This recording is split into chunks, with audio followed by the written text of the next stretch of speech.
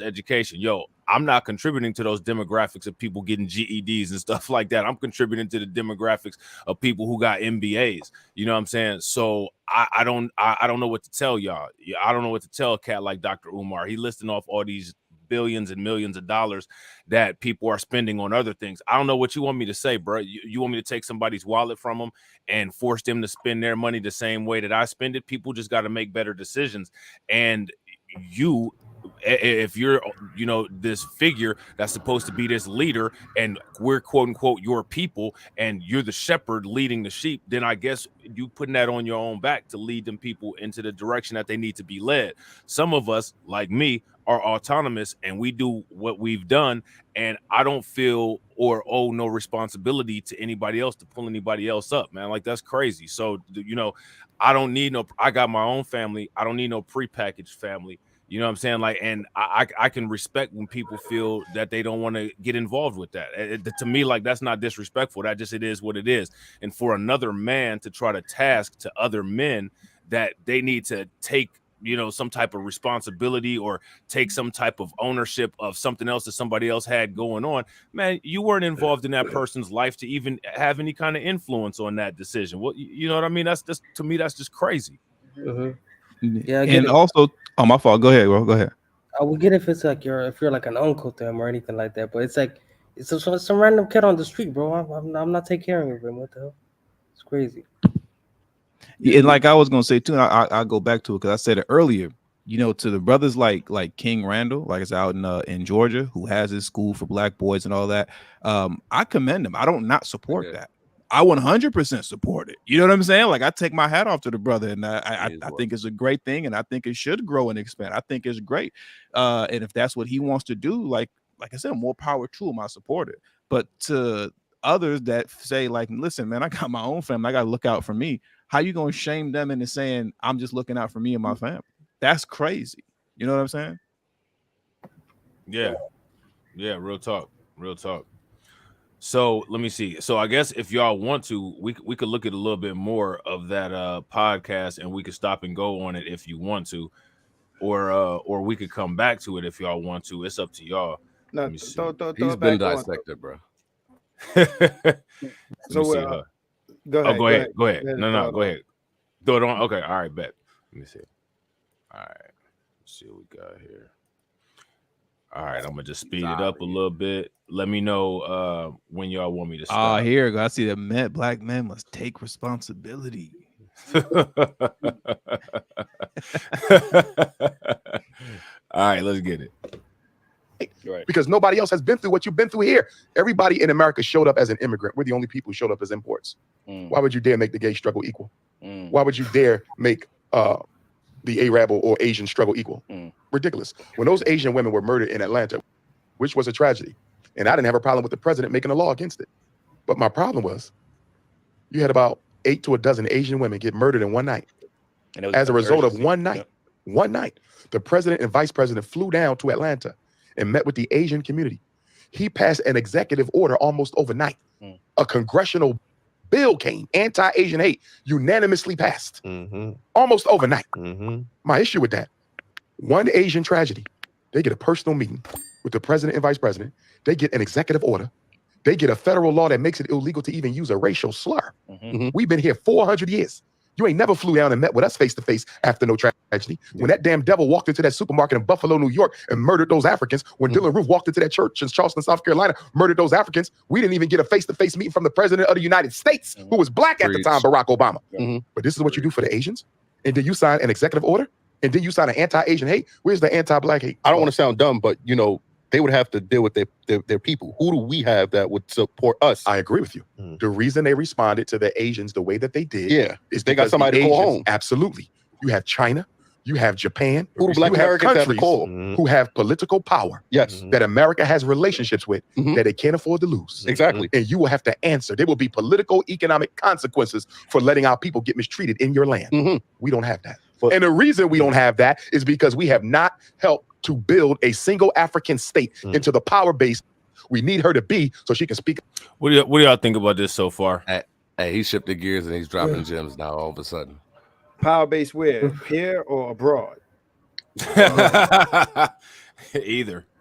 I mean, you know, again, Umar, when he talks politics, most of the time he's on point.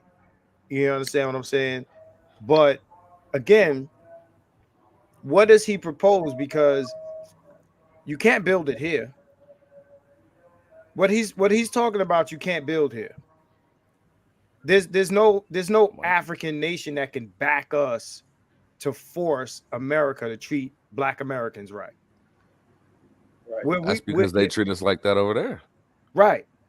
They take it over. They take it over there, and we don't have no power over there. Right. China is about to own Africa. So to the Pan-Africanists, and you know, including Umar himself, you know, anybody listening to here that's Pan-African, just understand that China is the new white man on the continent. So basically, he's saying this shit's a wrap. It's a wrap. That's what he's saying. So yeah, so for those, you know, comparing us to these other people, again, he said the way we were brought over here ain't the same way they were brought over here. Yeah, they came over here as immigrants. We came over here as, you know, imports, right? But where we were imported from, those people, even if they did support us, what sanctions against America could they impose? None, right? None, zero, zilch, right? So the only thing left to do would be to, you know, again, I tell people the most powerful thing Black people had was the boycott. You see, my thing is too, right? Again, he's throwing the responsibility of the state of Africa on Black people here in the United States. He's sitting there saying, we haven't helped build one African nation. Like, why, how are you supposed to build an African nation here in America? Like, you got to build your own nation where you at, bro. Right. You can't. Shout out to Akon, though. Black Americans can't build a nation in Africa. Listen, right? Akon got a rock in the middle of a desert, calling it Akon City. I believe in him. I believe in him. Who here knows about Liberia? A little bit. And this is the thing, right? Anytime I come across people talking this Pan-African shit, right? I say, what do you know about Liberia? And then motherfuckers get quiet. Okay, so Liberia, and anybody can look it up. Liberia was pretty much Black people's, you know, Black Americans, you know, answer to Israel, right? It was a state that America gave to Black people to go back to Africa. Right. Guess what happened? We went back there, and guess what happened? You know, the people the Liberians that went back to Africa, right? Or the Black Americans that went to Liberia, went back to Africa. Guess what happened? Those Black Americans got into it with the Africans there. Oh nah, this ain't yours. You know, they felt like we were the small hats and they were the Palestinians. The only difference is that America didn't back them up with military might like how we do with Israel. No, absolutely not. Right? Why would they? So if anybody cares to look it up, look that up. Understand that there is, like, people pretend like African nations are unified. There's no unity there. Even you take us out of the conversation. Right. They don't even have unity. So to say, oh, well, the reason why they messed up is because Black people here don't have unity. No, they don't have unity there. They got issues over there. This is pretense that African people are unified, or that all white people are unified, or everybody's unified except for us. Nah, the only unification is actually they agree that they don't like us, but they themselves, right? But they themselves are not unified. They don't have this unity that we think they have, right? So, but again, there's nothing there, and there's nothing here to leverage against, you know, when it comes to what he's talking about. There's nothing that we control or can deny access to, you know, other than what spending power, right?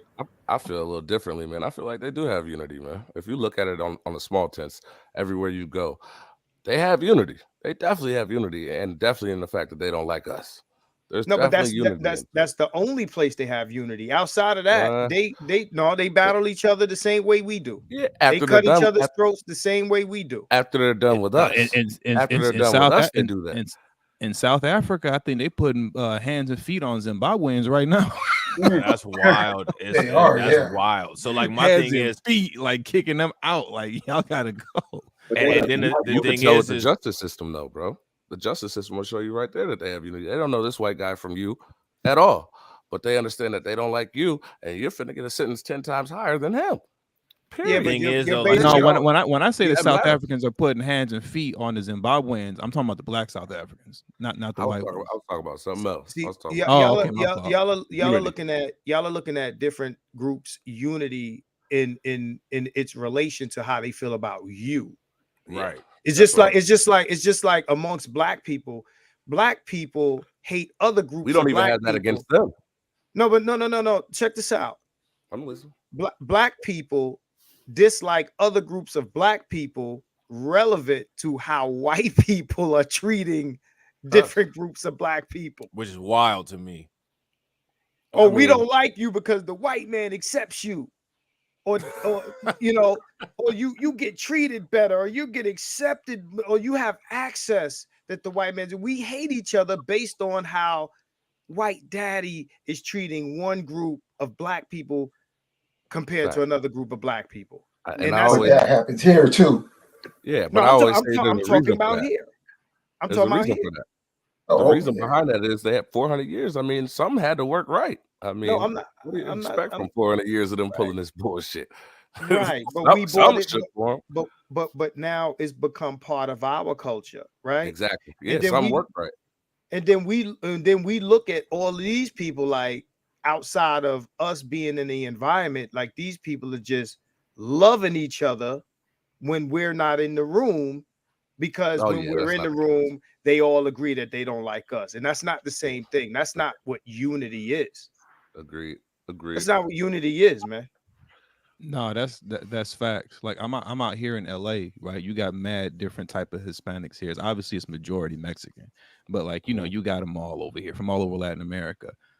They don't bang with each other like that. Mexicans don't rock with Salvadorians like that. You know what I'm saying? Mexicans don't rock with like Guatemalans and stuff like that. Like they bang on each other all the time. You know, and when you frequent like different parts of the internet, like it's really funny how like people like Umar and a lot of other black folks, kind of like what KeepItOneHunned is talking about, how we think that everybody's united except for us, and it's not true. Like even when you frequent Christian YouTube, right? Because Christianity, they literally say the same thing. They say the same thing that we say. Everybody's united except for us. You know, Christians need to be united. Like literally everyone says the same thing. But nobody is united. There is no such thing as actual racial unity or whatever. Christian unity. I don't care. I don't know what it doesn't matter what you're talking about. Like unity doesn't exist. You get what I'm saying? Like exactly, except for if it's this negative sentiments towards us. That's the only thing everybody can agree on. Right? That's major though. That's major. Right. Latinos bang on other nationalities of Latinos. Asians bang on other Asians. White people bang on other white people. I mean, shit. You got Russia and the Ukraine right now killing shit up. Those are all white people. You got Serbia and Kosovo about to go into a conflict right now. I just saw an article from The Hill. Yeah, so this idea, I mean, most of the world wars are Europeans killing other Europeans. Facts. Actually, all of them are. Right. But white people are unified. No, they just all agree that they don't like you. It's just like I say, black women don't practice the sisterhood. They practice white supremacy. Black women don't like each other. They just don't like you in the way that the white man doesn't like you.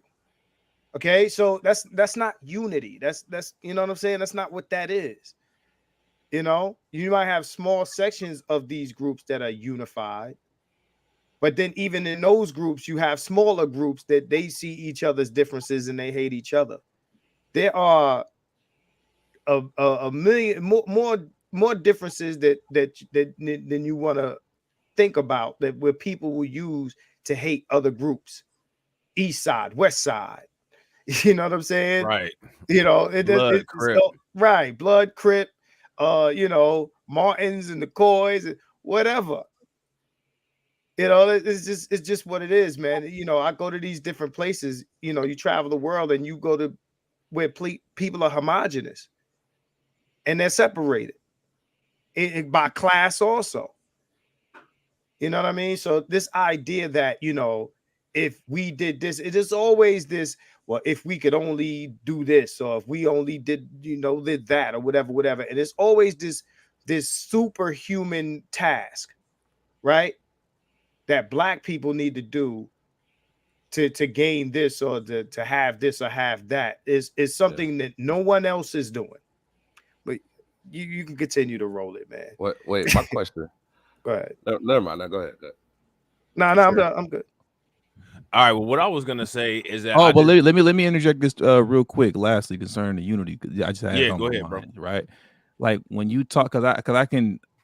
When KeepItOneHunned was talking and he said white supremacy, just for like somebody that wants to be contrary, I can hear them saying, like, or typing in the comment section, well, then if unity isn't true, then what about white supremacy, right? And when you're talking about white supremacy, you're talking about an elite group, a small, like relatively small. We're not talking about like 5 people. But you get what I'm saying? Relatively small in proportion to like the, you know, population of like white people on the planet.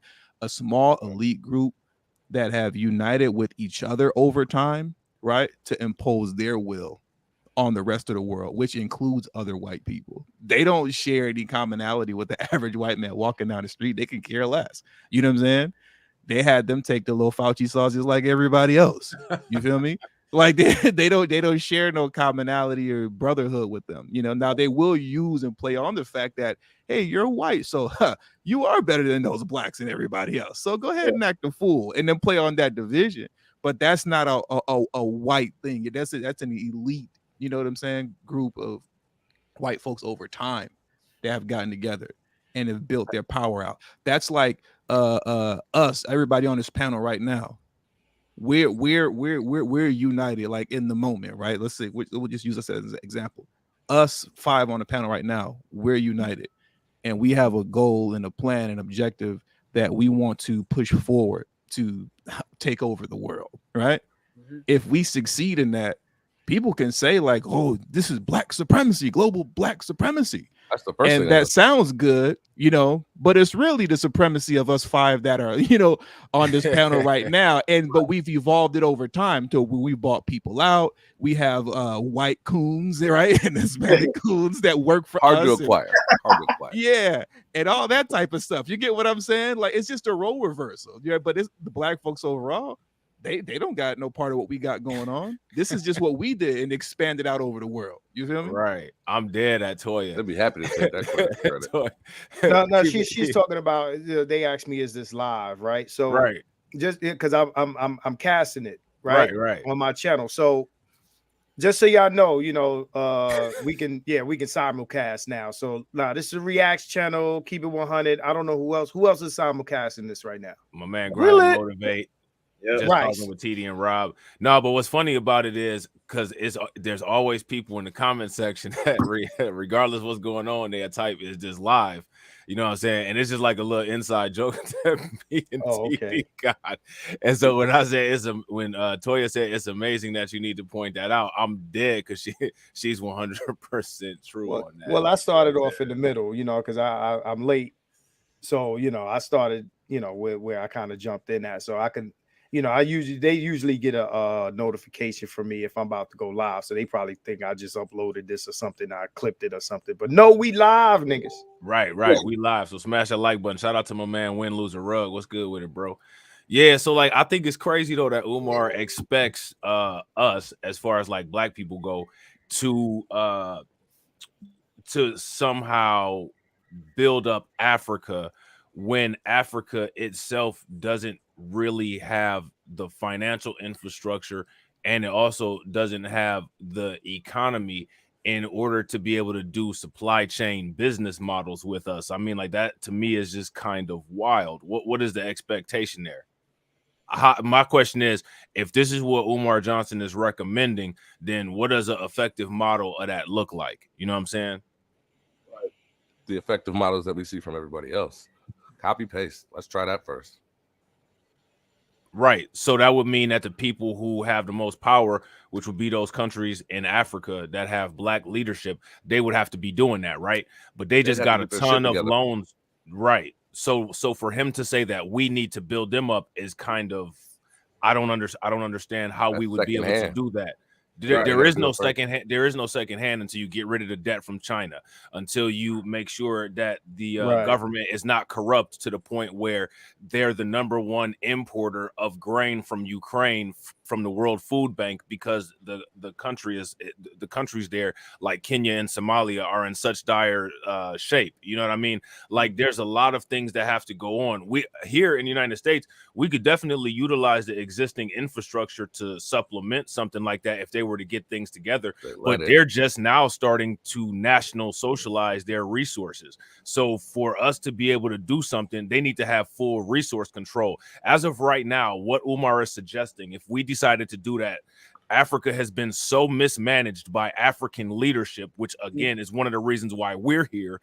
It's been so mismanaged that all we would be doing would be putting money back into the Chinese economy, the Russian economy, and the American economy. So hammer again, don't hurt them. All of those points need to be pointed right back at Africa before we could even start any kind of talks of supply chain management. Like this when Umar is saying all of this, calling people here in the United States, these Africans here. No, bruh, turn around and go talk to them people in Somalia. Go talk to the people in Ghana. Go talk to them people in Sierra Leone and have them get actual Africa together. And then us here, American descendants of slaves that were outcasted by those Africans, you know what I'm saying? Maybe we can get something together and get a business relationship together. But like, man, miss me with this nonsense right here. Umar Johnson, if you ask me, is way out of pocket and offensive with half the stuff he talked about before we even get into this. Cool him off. Serial symptitude. You know what I'm saying? But that's hey, relax. You gotta relax. Put your glasses back on, Ralph. Put your glasses back on. Right. Put your glasses back on. You got a pocket, you know what I'm saying? Relax. You gotta relax.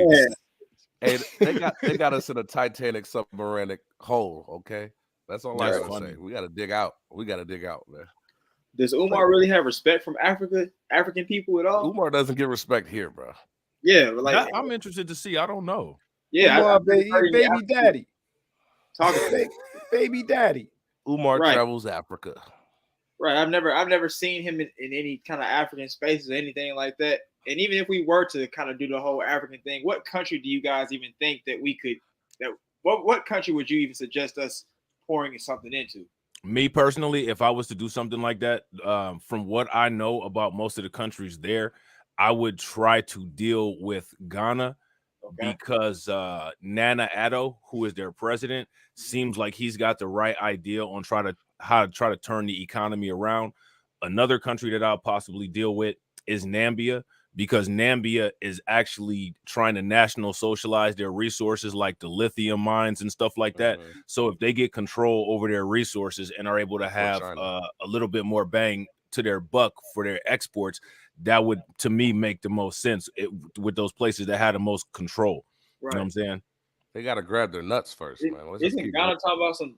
Weren't they saying something about us coming back over there or something if we wanted to? Yeah, the right of return, I think it was called a couple years ago. Okay, so yeah, we got to have somebody that even cares about us or likes us first. Everybody else is like y'all were saying, is against us, unified against us. So there's that issue already. Right. And my thing is like, if Dr. Umar Johnson in his conversations, if he actually talked about those kind of things in terms of like exploring the business options, I would be down to listen to what he's saying from like a critical analysis. But I mean, if you just sitting up here, you know, like shaming and doing all of this and saying we need to do that and do this without any kind of without any kind of blueprint behind it, it's really hard for me to take that kind of talk serious. You know what I'm saying? How you telling us that we got to build another nation up here in America and he can't even build up a school? Right. How that makes sense? See, there we go. United against ourselves again. It's been 10 years. You gotta relax. You ain't doing Have faith. Have the faith of a mustard seed, brothers. Yeah, have hope. Shout out to Obama. Have hope. You know. Yo, let's play some more of this Hope for video, dope. man. All right, bet. All right, and Yeah. real quick, guys, shout out to everybody that's watching. Appreciate everybody that's checking it out from Keeping It 100's channel. Shout out to Just Talking with TD and Rob. Shout out to Reactz, We Lit, and Grind and Motivate. Make sure y'all smash that like button, hit the bell, and share the stream out. God for us. We have used our money to empower Understandable. all these nationalities and use almost none of it to empower Africa, the very continent we need to do what you just said. Be strong enough to be a diplomatic voice for American Africa. But this is why I asked you before. Which Hold on, man. Just real quick. I just want to let everybody know what Umar Johnson said. Umar Johnson said he just wanted surviving descendants of slaves to revitalize the continent. Just so y'all know, the entire continent. Yeah, we're post-apocalyptic here, and he wants us to revitalize a continent, not only just any continent, a continent that is literally on top of an actual gold mine, tanzanite mine, lithium mine, ruby mine, diamond mine, and any other kind of mine. He wants us here in the United States, where we are, you know what I'm saying, barely getting by, mind you, descendants of slaves, of those people there, to revitalize somehow the continent. If he wanted us to revitalize it so bad, we should still be there. But you know what I'm saying? They wanted us here. So it is what This it is. nigga scared. I'm just saying, like, and see, shout out to my man Marcus right here. That's why I always be saying the world is correct. I think that's why he's not successful, because he's trying to have his hands in too many different things. I think somebody talked to him about why, you know, he's over there in Africa, or why he's trying to solve African problems and American problems at the same time. And I think that's probably why he's not really having no success, because he's too busy trying to do everything. It's like when you have a black person on there talking about what about the LGBT problems? What about them being marginalized? Like, bro, we need to worry about us first, in my opinion. How many of these African nations are offering citizenship, right? Number one, right? Number two, from what I understand, and because me and shout out to Green Gorilla, we had these conversations. A lot of these countries on the continent, you can't own a business or do certain things unless you partner with a national. Yeah, that's how most places are. I think it's even like that in Mexico and other places. It's definitely like that in China, right? Where you can't. But I'll tell you this: those Chinese people that go over there to the continent, they don't have to partner with no national. They can own, they can do business, they can do all of this stuff without having to, do some of the things that any of us would have to do going over there to build something, right? So then you got to think about you have to be in a business partnership with a stranger who you don't know, doesn't have any obligation to you, right? Just under the premise that y'all black and we brothers gonna work it out, right? So it's not all open arms on the continent for Black Americans, depending on what nation you talk about. Because people talk about Africa. When they say Africa, they tend to talk about it like it's a nation. Like Africa is a country. You can't even go from each country. And for one, the African there's no African economic bloc. They're trying to work on getting that together right now. And second of all, as far as you talking about, to back up your point with the unity, Marcus, you can't even go from country to country in Africa with the same passport. Right. So, we need to. That's crazy. We need to stop talking about Africa in terms of like there's an African government or an Africa, senator of Africa and the president of Africa, CEO of Africa. Like Africa is a continent, is a landmass. All the presidents of Africa are white: Emmanuel Macron and Vladimir Putin. Damn. Right. So, before we talk about what we should do for Africa, tell us what the incentives are. And I ain't, tell us, because then we'll have a base. No, it ain't that simple. See, it's easy for him to talk this way because it's fluff. It sounds good. It's preach. It's a sermon. You understand what I'm saying? What's up, King? I see you. Black people need to do this. We've been hearing this type of talk since we've been here. Facts. You know what I'm saying? What black men, black people, especially black men, what we need to do and what we ain't doing, and if we only did this and this and that and the other, and we tired of this, chase your tail nonsense. You tired of this chase your tail nonsense, man. We at the point where it's like, you know what? Everybody do what you got to do, to get to the next situation, man. The next day, the next level, whatever it is that you got to do, man, for you and yours. It is at this point is that's what it is. Well, I remember. Right, go ahead. I know. I was just gonna say, like, to piggyback on what you were saying. My man, Farrell said out of Chicago, the old head out of Chicago. I was listening to one of his streams once, and he literally said the same thing that you said. Like, we talk about like black, we got to do this, we got to do that. When you're talking about black folks, everybody as a whole, and what we all need to do as one giant block. And he said the same thing you did. He said, bro, it's not even all that deep at this point. You take care of your family, I'm gonna take care of my family, and if we just handle our own business, then the black community is straight. Right. just take care, just handle your own business. Right. As a individual progress becomes collective progress. Yeah. And that's how it needs. We don't need no leader. We don't need no one guy standing up in front of everybody with a microphone in a suit and tie, talking to everybody, telling them what to do, because they'll just shoot that person, right? Yeah. Right. So, individual, and then people get on me, oh, you're a rugged individualist. No, individual progress becomes collective progress. And that's how that works. I agree 100%. Shout out to Jay that just DMX. Shout out to Jay that just joined the panel. But yeah, no, I agree 100%, Marcus. And honestly, like I really, me personally, anybody that's listening to my content knows I'm not big on the preachy, shiny suit, flashy. We as a people need to do this BS. Like, to me, like in many cases, those kind of people have easily misdirected people, and then people find themselves walking in a circle asking, well, why did this happen? Why did that happen? When if you go back and look and check out the chain of events, it's easy to see why a certain thing happened. Like I don't like that kind of talk. You know what I'm saying? I have a father. You know what I'm saying? I don't need somebody like Umar Johnson trying to tell me what I need to do. As far as I'm concerned, in my life, in many avenues, I've been fairly successful, more successful than the average thing that he's sitting up here talking about. And me personally, like this kind of, there's nothing that a Umar Johnson can offer me. There's nothing that any of these people can offer me that are trying to, like, quote unquote, father everybody. If I agree with Marcus, if everybody did their own thing and did it optimally, then we wouldn't have any of this stuff to worry about. Rob, now, just a lot of people out there that need that. A lot of people out there don't operate on the level of operation that we do.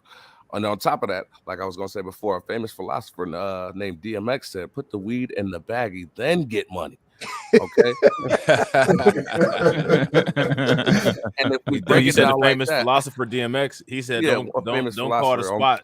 Don't call the house from the spot. Yeah. You know the famous book of Belly, the book of Belly. Yeah, he said that. Put the weed in the baggie, then get money. And that's exactly what we're saying right now. Hey, Rob, so you got a guy in your chat, right? His name is Grand Swing the Third. He says, every man for himself is what got us here. No unity. Zero unity. It's true, but we unify after we get it. But this is the thing, right? I don't know how old this person is, but black people in America have a history of unity. We have a history of unity, whether you want to talk about the communities they bombed, whether you want to talk about all the organizations that we had, whether you want to talk about the Panthers or all the different groups throughout history where we've had unity, and then our unity gets shot at, fire hosed, or destroyed and things like that. So to act like you said no unity is what got us here, no, that's a lie. That's a lie. Okay, that's a lie. We've had nothing but unity in this country since we've got here, right? So, unity with what? Each other? Unity with other black people in America? We've been having that. What I'm saying is, what black people tend to do in America is we tend to put our movements on Front Street so they can be infiltrated. Yes. Facts. Okay, we want to have a visible leader with a visible. We all got to wear the same outfit, uniform, right? When I say individual progress creates collective progress, meaning you can't stop an individual movement becoming a collective movement because there's no target to aim at. Right? You don't put out on Front Street, yo, we need to do this and we need to build this. No, well, let me ask this question. Let me ask this question. All of this negative stuff that Dr. Umar Johnson and all of these other people in Umar's ilk say about black people, if that's the case, and they're making this case about us, about how horrible we are, my question is, if I'm listening to a person like Dr. Umar Johnson, because I am one of those lost people that needs guidance, I'm listening to Dr. Umar, and then I'm listening to him talk about the people that I need to unify with, I'm asking myself the common sense question, well, why do I want to unify with that? Right. You know, it's again, and that goes under the pretense that you believe what he's saying in the first place. Right. Right. You got to believe what he said in the first place, right? He said, you know, what we ain't doing this and that and the third, you know, and there's always this pie in the sky, you know, what we need to do again that nobody else in the world is doing. And we always get tasked with these impossible missions. Right. I mean, like, listen to Umar Johnson. Right. Like, well, there's a Rob. There's a isn't there like a term for that? We've talked about that before, where you set the bar. You intentionally set the bar up so high that you know you can't reach it. Right. Right. There's a name for that. I can't think of what that's called. I know what you're talking about. I can't. Yeah, you know what I'm talking about. Like that, it's deliberately, like, you know, keep it on. So we get put with the most impossible task to do. Like, that's intentional.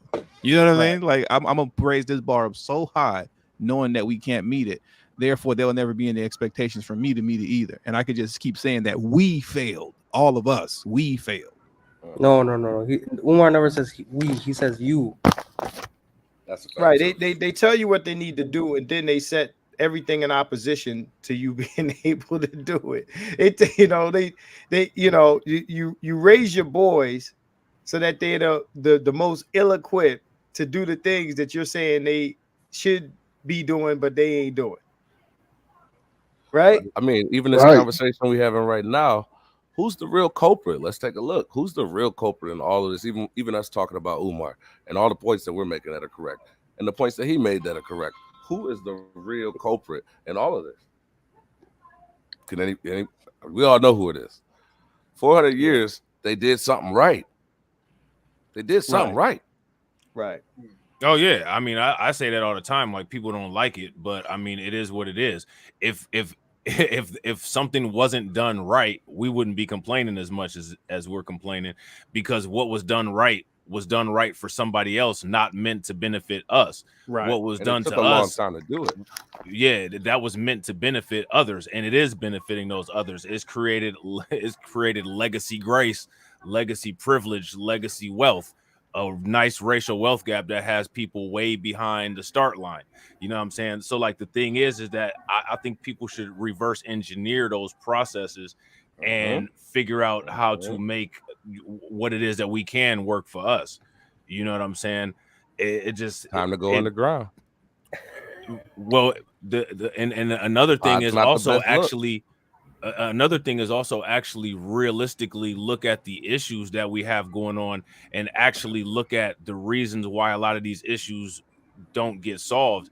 And if you ask me, one of the reasons why the issues don't get solved is, for one, failure to start, and for two, one of the things that a lot of times it seems like what tends to happen is, as soon as somebody comes up with a new idea that might possibly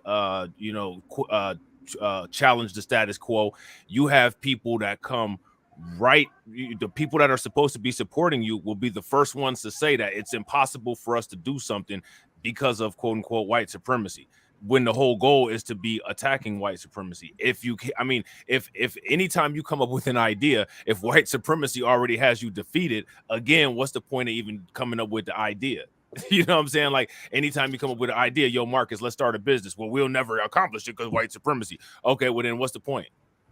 Right. What's the point? And see, hey, like, what's happening is people like, bro. They did a number. But who's perpetuating that number? And I'm not trying to be funny. We're not perpetuating, but they definitely did a number on us. I mean, like you said, we got to reverse. What'd you say? Well, I think all the change, it all starts with us, and we have to acknowledge that there's a lot of issues that we have that create barriers to our own progress. And see, the thing is that we have a coddle culture where you're not able to critique these kind of things in an effective way. If you say something like what I'm saying is kind of nuanced, and people will off the rip call you a coon because they're not trying to hear anything that you're saying unless you're excusing a failure. You see what I'm saying? What people actually have to do is understand, I'm not saying that WS doesn't exist. I think it's one of the worst and most worldwide forces out there. But what I'm saying is that in order to be able to challenge it at some point, you have to circumvent all of those internal barriers that people have put up. And it's a lot of times it'll be the people that's right down there with you that'll be the first ones to try to shoot those ideas down. So then you never get to the point where you're in a confrontation with WS because you've already had your idea shouted down by those people around you. And if the ideas keep getting shouted down by the people around you and you never even get to the point to where you're challenging anything, you got to ask yourself the question, is the world correct? And like I always say, the world is, everything that we do has led up to where we are right now in some way, shape, or form. So the world is always correct. We just got to change our actions. On that small stance, man, we got to start putting more people in the room that are like-minded in the right sense than that one person that's off. So when we do get that pushback around ourselves, it'll be two brothers talking to another brother like, nah, you're bugging, you're tripping, like, and run it down like that. And if he don't want to listen, he don't want to listen. We got to start from the very ground, like how they did, like you said, deconstruct it and then reconstruct it. The same thing. My issue, I don't have a problem with ideas. I have problems with impractical ideas. Facts. I think that a lot of stuff that black men get told that they should do, a lot of it ain't based in reality. A lot of it is impractical. A lot of it is like it's like platitudes. You know what I'm saying? Like we say this stuff like we'll reach the mountaintop and make it to the promised land and shit like that. And I don't like talking like that. I like talking in terms of like practical reality. Yeah, so you're not trying to reach the mountaintop? Keep it on.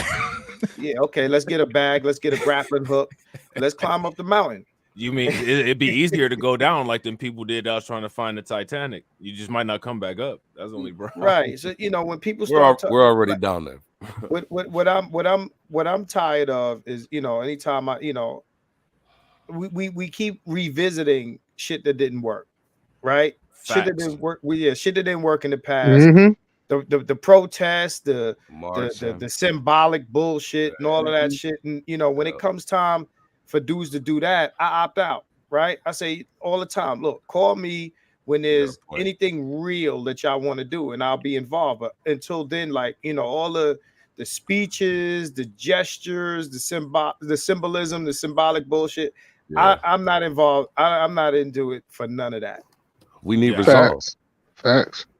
I mean, if you want to go to a protest, what is a specific reason for the protest, and who are you going to target? Because, like with me, when it came to that Tariq Nichols situation, you need to be putting a council person name in that protest, saying that you will not be reelected or something like that. It need to be a Marxist type of protest where we're coming after your seat, we're coming after you. Just threaten them that way. Make to them a human where it's sacrifice. even worth it. Yeah, to where it's even worth it, because they're getting pressure from above. If we get more pressure from below, sure, you got to make a choice. Listen, check this out, man. Right. But I actually want to speak on Go ahead. No, go ahead. I'll get back at it. No, I was gonna say, if you want unity, how about this? How about black people come together and say this? And what I'm saying is, aspirational, because I know it ain't real. But if black people do what they've done, we've done boycotts. We've done these things where we walk away, we take away our patronage from certain corporations where it affects their bottom line, right? Because he's talking about 4 billion in Jordans, and we know that's not all black people, but at the end of the day, we can affect certain things that would kind of like have a domino effect for other things, right? You have these big companies that rely a lot on our patronage, right? Whatever, right? All these places, I see black people fight harder to eat in places or to give white people their money, right? Than to give money to the black business. Like they'll fight for their right to give Starbucks their money, or they'll fight for the right to give a restaurant or whatever, Dove soap or H&M. They'll fight for the right to give or to do business with certain white people. And then you got the reality of what black businesses are dealing with. I mean, so take our money or you're racist. Yeah. There you go. Okay. I was just about to say, whether you're doing business for the majority, whether you're doing business with white folks, whatever folks, at the end of the day, 65% of the time, you're doing business with China. And when we start realizing that we're third on the rung of a purchase, then we start going somewhere. I mean, that's just my thought. Like you're dealing with China. You buy a T-shirt, you might buy it from Tommy Hilfiger, but Tommy Hilfiger got it made in China. So, yeah, who's the boss? But you're not hurting the Chinese. Let me tell you why. Because after Tommy Hilfiger makes the order, it's Tommy Hilfiger's product to move. Okay, you got Adidas. You think Adidas made them sneakers that they stuck with? Yeah, but that's what I'm saying. If you get stuck with it, you was just said what I was about to say. If you get stuck with that shit, right, you gotta bounce back and you have to come back and talk to us at the table. Same thing that happened to Kanye. I understand what I'm saying. To your point, you said we're doing business with China. Look, we do business with Adidas. Adidas does business with China. Yes, right. Them sneakers ain't made in Germany, right? So after they pay to get them sneakers manufactured, they got them sitting in the Adidas warehouses. They stuck. They gotta go and tell Kanye whatever they got to tell him to get us to buy them sneakers. So is he the first person to bring that power back on a big level? Let's start recognizing Kanye. No, listen, I'm not trying to make this about Ye, because that's another topic. What I'm saying is, when you're saying, well, we're not really doing business with them, we're doing business with China. No, we're really not, because China can sell their manufacturing to anybody in the world. What I'm saying is the companies that we buy the Chinese made products from, they're the ones that will be hurt from our boycotts if we reduce patronism. And anybody that says, well, certain boycotts don't work, understand this. All boycotts ain't got to work. I mean, you got to drink water. No, that's not you. I'm talking about somebody in the chat that says certain boycotts don't work. What I'm saying is, I mean, of course, you got to go buy your food and your water and whatever, right? But these lifestyle products, at the end of the day, you don't need those. You can get by without those. But we're so married into that because of, social currency, fitting in and being accepted and things of that nature. But what I'm saying is, if you decide not to buy the Jordan or the Adidas, you're not hurting the Chinese. You're hurting Adidas and Nike. No. But if you do it enough to the companies that need to be held accountable, you will end up hurting China. The orders aren't coming in no more. You're stopping their movement, pretty much. That's what he's saying. You're stopping their supply chain. Listen, at the end of the day, well, not really, because again, they sell to whoever. Well, but the point is this, without getting caught into that, right? Because that's kind of like a side argument. My thing is this, right? It doesn't matter if our boycott shuts down Nike or shuts down Adidas. It affects their bottom line. And with the thing with these companies, these corporations, they're beholden to stockholders, right? Which they got to improve the bottom line every year. They got to get that stock number up, period, right? So anything that's going to affect that and affect the money of the people who bought stock in the company is going to affect how they do business.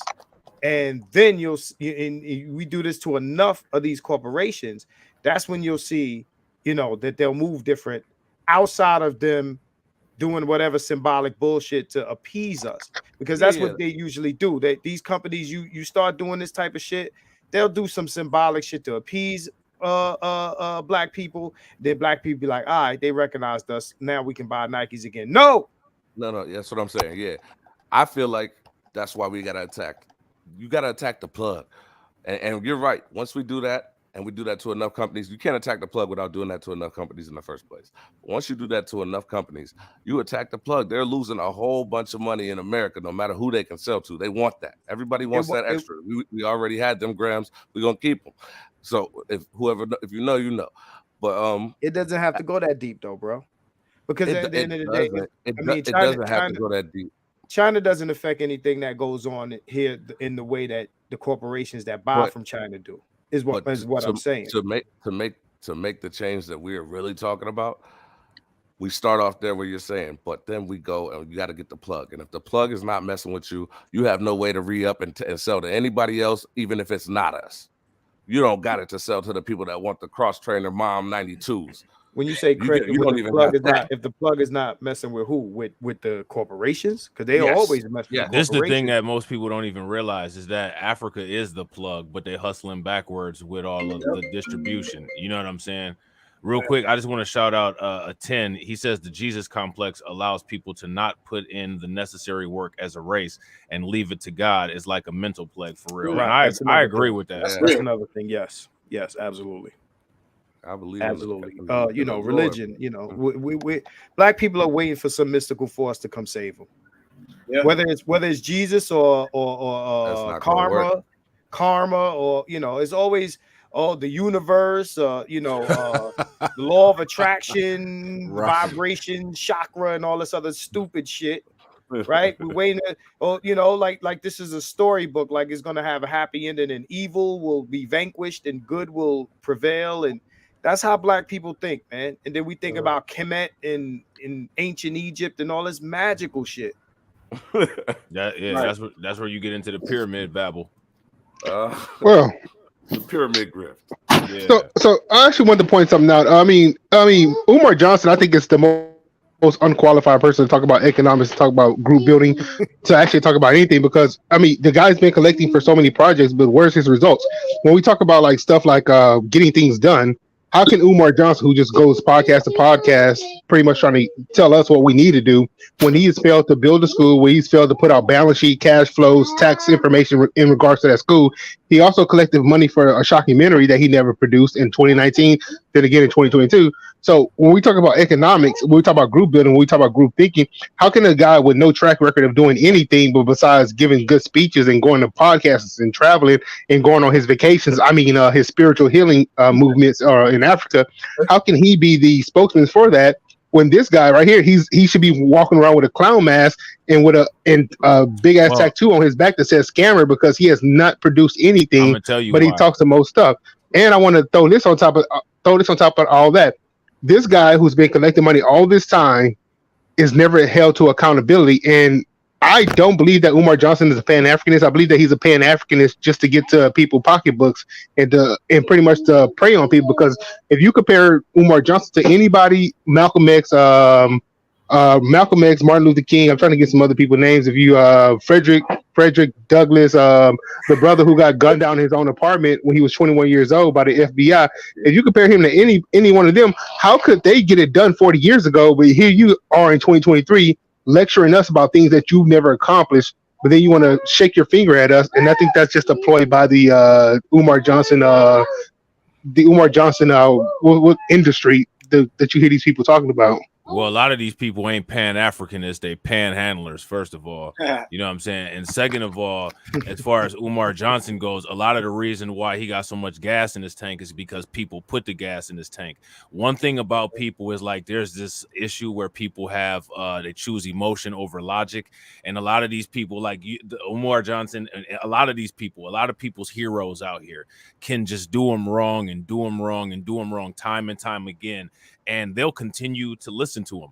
Umar Johnson has an audience and people want to listen to him because there is more people that see legitimacy and see hope in his message than people that don't, which I think is crazy, because me personally, I think that from your own personal efficacy and your own confidence in your own ability, you shouldn't be listening to anybody for any guidance anyway at all. Like, if you actually wake up every morning and have no idea how to fight through life and you have to listen to Umar Johnson as your roadmap to get from point A to point B, in my opinion, you already lost. You may as well just park the car and stop driving.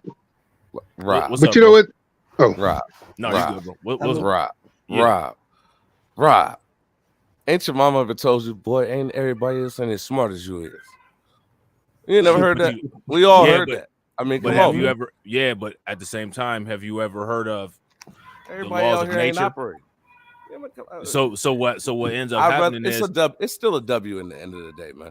The people that are operating on the level I'm operating on, it's still a W because they're doing something. Even if it's listening to this clown, they're doing something. That's a lot more than a lot of niggas doing. So I mean, and then maybe they'll bump into one of us or bump into this podcast or bump into another podcast and they'll carry on their journey as I did. You know what I'm saying? Does it really help if there's a lot of people that quote unquote aren't smart and we're helping perpetuate their existence instead of making the smart people smarter? I mean, the smart people are always going to find their way to smarter. The people that he's reaching out to and that he's going to entertain are people that don't have that option. And I think that's a W. I mean, we can agree to disagree, but I think that's a W because at some point I was that person. And I'm on a podcast with all of y'all right now. You know what I'm saying? So I'm hoping we get to this section of the interview where he's talking about the the black love and everything that the black women do is a fault of the black man. That's what I got popcorn popping up waiting for that part. Okay, that's hilarious. Yeah. I'm not aware of the symmetry. I'm not aware of that part. I don't know how deep into the interview that is. Now that part must not be spread. Don't bring the symmetry in. That was top. Some of these political topics, man, that's a W. And before we move on, let me say this. I don't know if you guys noticed this about Umar Johnson, but a lot of the talking points that he utilizes right now, I've heard this so many years ago from other people, and I think what he's doing is he's stealing people talking points, he's repackaging them, and I've seen this from him a lot because he doesn't say anything new. He's not able to debate anybody on his merits or anything. I mean, there's nothing new come from Umar Johnson, but repeated stuff that I heard from like Tariq Nasheed or a Professor Black Truth or even a Dr. Boyce Watkins. So he criticizes all these people, but yet he uses their talking points. He tries to like give a little different variance of their talking points, but at the end of the day, you can see that it's the same talking points that they use, and they're right. Like when Tariq Nasheed says that these black politicians are just black people in high places, does nothing for people. Umar Johnson is now using that same talking point. This is not his original thought, but the reason I believe that Umar Johnson is promoted by the algorithm is because that he does more damage to the black community, whether it's robbing us economically or misleading us. He does more damage than progress for the black community. And I can actually, I mean, if you were to put the good and the bad on two different spreadsheets, I'm pretty sure the bad would outweigh the good because Umar Johnson has no track record that he can actually speak on to say anything like that comes out of his mouth. Bro, I feel like our perception of him, we put him in a place he shouldn't be. He's that guy that teaches your kid how to dribble at summer camp. That's all he's good for. You know, we want to get the ball in his hand when dad's not around, and he teaches my son how to dribble at summer camp, go right, go left. That's it.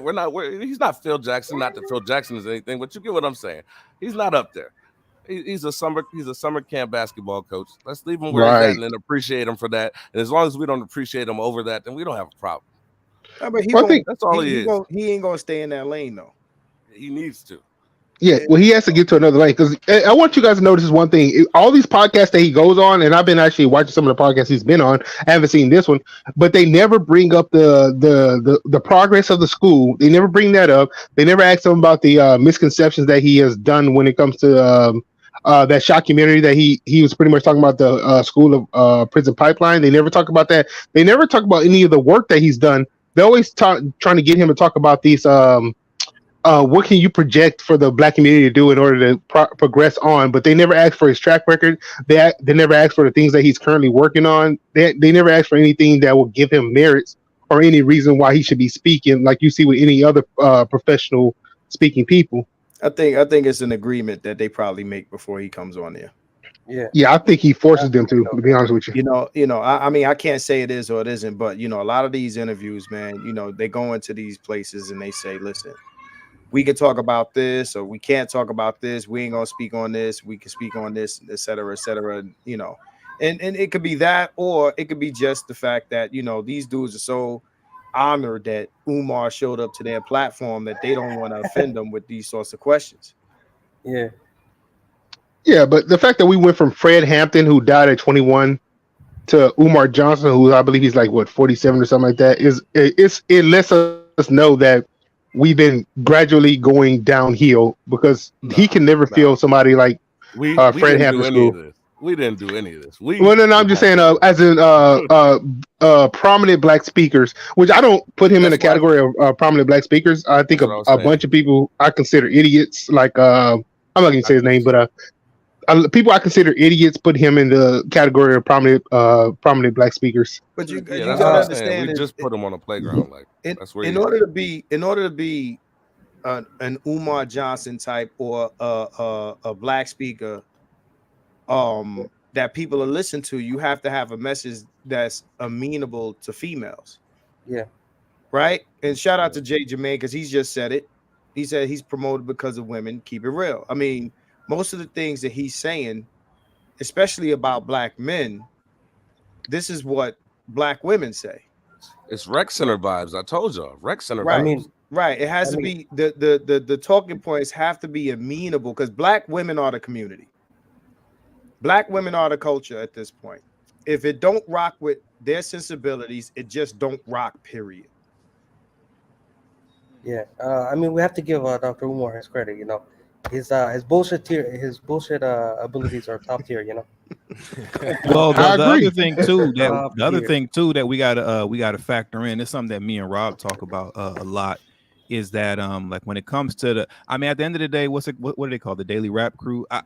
I can't get into their mind and say this with 100% certainty about them, but by and large, you know, when folks our people keep platforming Umar, I'm not giving these platforms grace as to believe as if they don't know about the school scam and all that kind of stuff, right? So the reality is that it really shows that a good majority of us, the overwhelming majority of us, if we're really being honest, we don't really care about the things that we say we care about. Like in this particular situation concerning the Daily Rap Crew, as well as all other podcasters that have him on, they don't care about him talking about the school and none of that. That was a strategic investment. They probably gave him 2 racks to come through. We're going to let him sit down, speak his spiel. We're going to chop this up into clips, and we're going to make about 10,000 off the 2,000 that we invested. You get what I'm saying? So they don't even really care about none of the stuff they're talking about right now concerning the black women and relationships. And bro, let me get these clips. I mean, yeah, I'm shocked. I'm shocked no one has tried to press him on that and try to get him to leave. That would be a good clip, you know. Yeah, because that's actually a good question. I think that like I was saying earlier, I think that he tells these people that they cannot ask him about their school or the progress of their school. He properly vets them, like, you know what I'm saying? Like we talked about earlier with I don't know why I keep forgetting his name, but Rob knows who I'm talking about. You know, what's up with y'all? Oh, my man, Moxie approved. Yeah, Moxie approved. Yeah. Moxie approved offered him $1,000. Umar spoke with Moxie. Moxie offered him $1,000. He was considering doing it, but as he started to vet Moxie and go through his channel and seen that Moxie, you know, kind of favors Tariq a bit, all of a sudden he dropped communication. You get what I'm saying? Like, he's not gonna play that game. You know, he's not even gonna put himself in a position where he can walk off. Picks and choose. Yeah, he picks and chooses. Well, fuck it. Right. Kanye on one of these podcasts and just pop in, sit down, ask him the question, and you walk out. I'm not trying to be funny, but I think a lot of people need desensitivity training. You know what I'm saying? You talk about one of these clowns that people worship out here, and they just melt completely. And the thing is just like, you know, again, this is the whole thing. The same reason why people will follow. Talking about people following scammers, we talking about the people that followed the Democratic Party for 60 years. There's clearly an issue, you know what I'm saying, with following scammers and vetting. And one of the reasons why is because people come up with these love affairs of their idols and they just can't let them go. They can't criticize them. They can't see critique. People will fall out and not be friends with people because somebody has a negative opinion of somebody that people love and revere. And to me, that's just absolutely, you know, just ridiculous. But if you pay attention to what goes on, look at the people who are like, speaking of the devil, the mayor in Chicago, what's his name? Brandon Johnson. I mean, he looks like one of these people that traditionally people would just fall behind in love. Some clown in a silver suit, talking fast and talking slick. Listen to the language that what's his name? Cornell Johnson is talking. Cornell West or Cornell West, yeah, good looks, yeah, Cornell Johnson. Marquise West. like look like what was it? Old boy named King Vaughn. Yeah, you call King Randall King Vaughn. I was like, what? But I mean, man, people come up with these love affairs with these people. It's like, oh, I just gotta follow this person, and it's like, yo, man, you know what I'm saying? Like, yo, you can either cut the emotional umbilical cord or drown when that person goes down. Is up to people. All these things are decisions that people can do. Very simple fixes to the mistakes that people make in their daily life, but they can't do it. People fall for the same tricks. How long have people been falling for the same tricks, y'all? Especially TV hip hop media, like you got a whole channel of people falling for the same tricks. The benign neglect hustle bag is long. You know what I'm saying? Right, and you know, because actually one thing that Umar did, which was a very exposing of him earlier this year, I think it was earlier this year, he actually went to New York, and you know, if you go to Facebook and follow him on Facebook, you know his story is. I know he's going to be in Maryland real soon.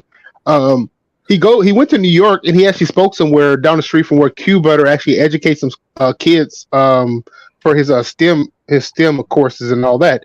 He actually educates kids in the neighborhood, and he actually went in there talking down on Q Butter, who's actually doing the work for the community, and his followers. And actually, Naps TV was on my live, and he actually told me that one of his followers, who's Pan-African Strikes Back, he actually asked Naps, what did Q Butters do to Umar Johnson to offend him?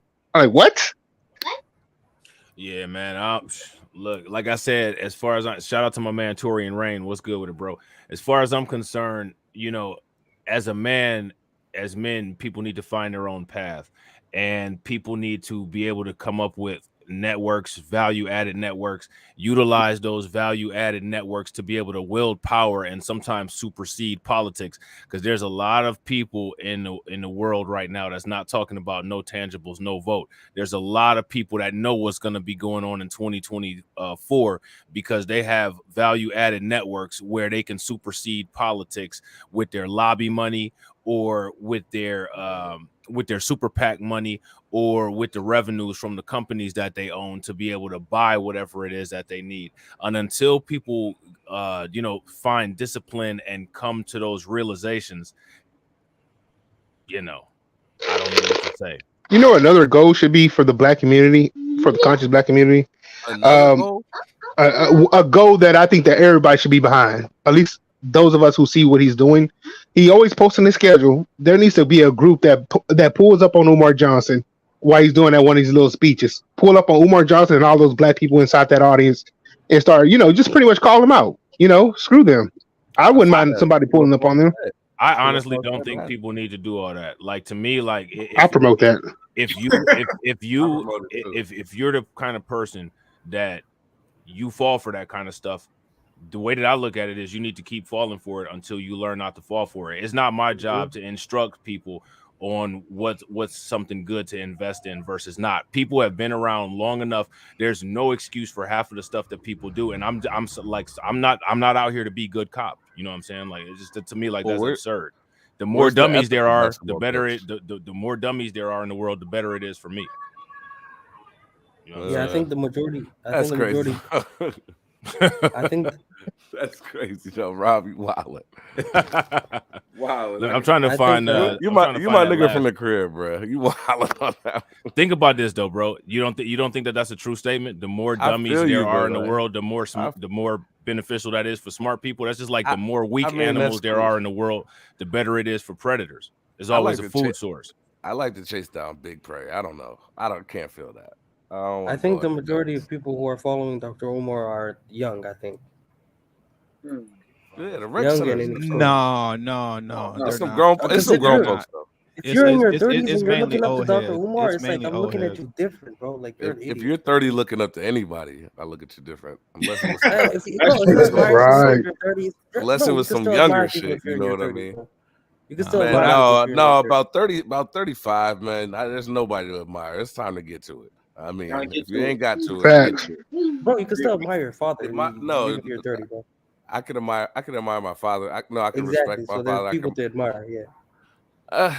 No, because I admire him and I hold him dear to my heart, but I'm damn sure trying to climb 3 rungs above that.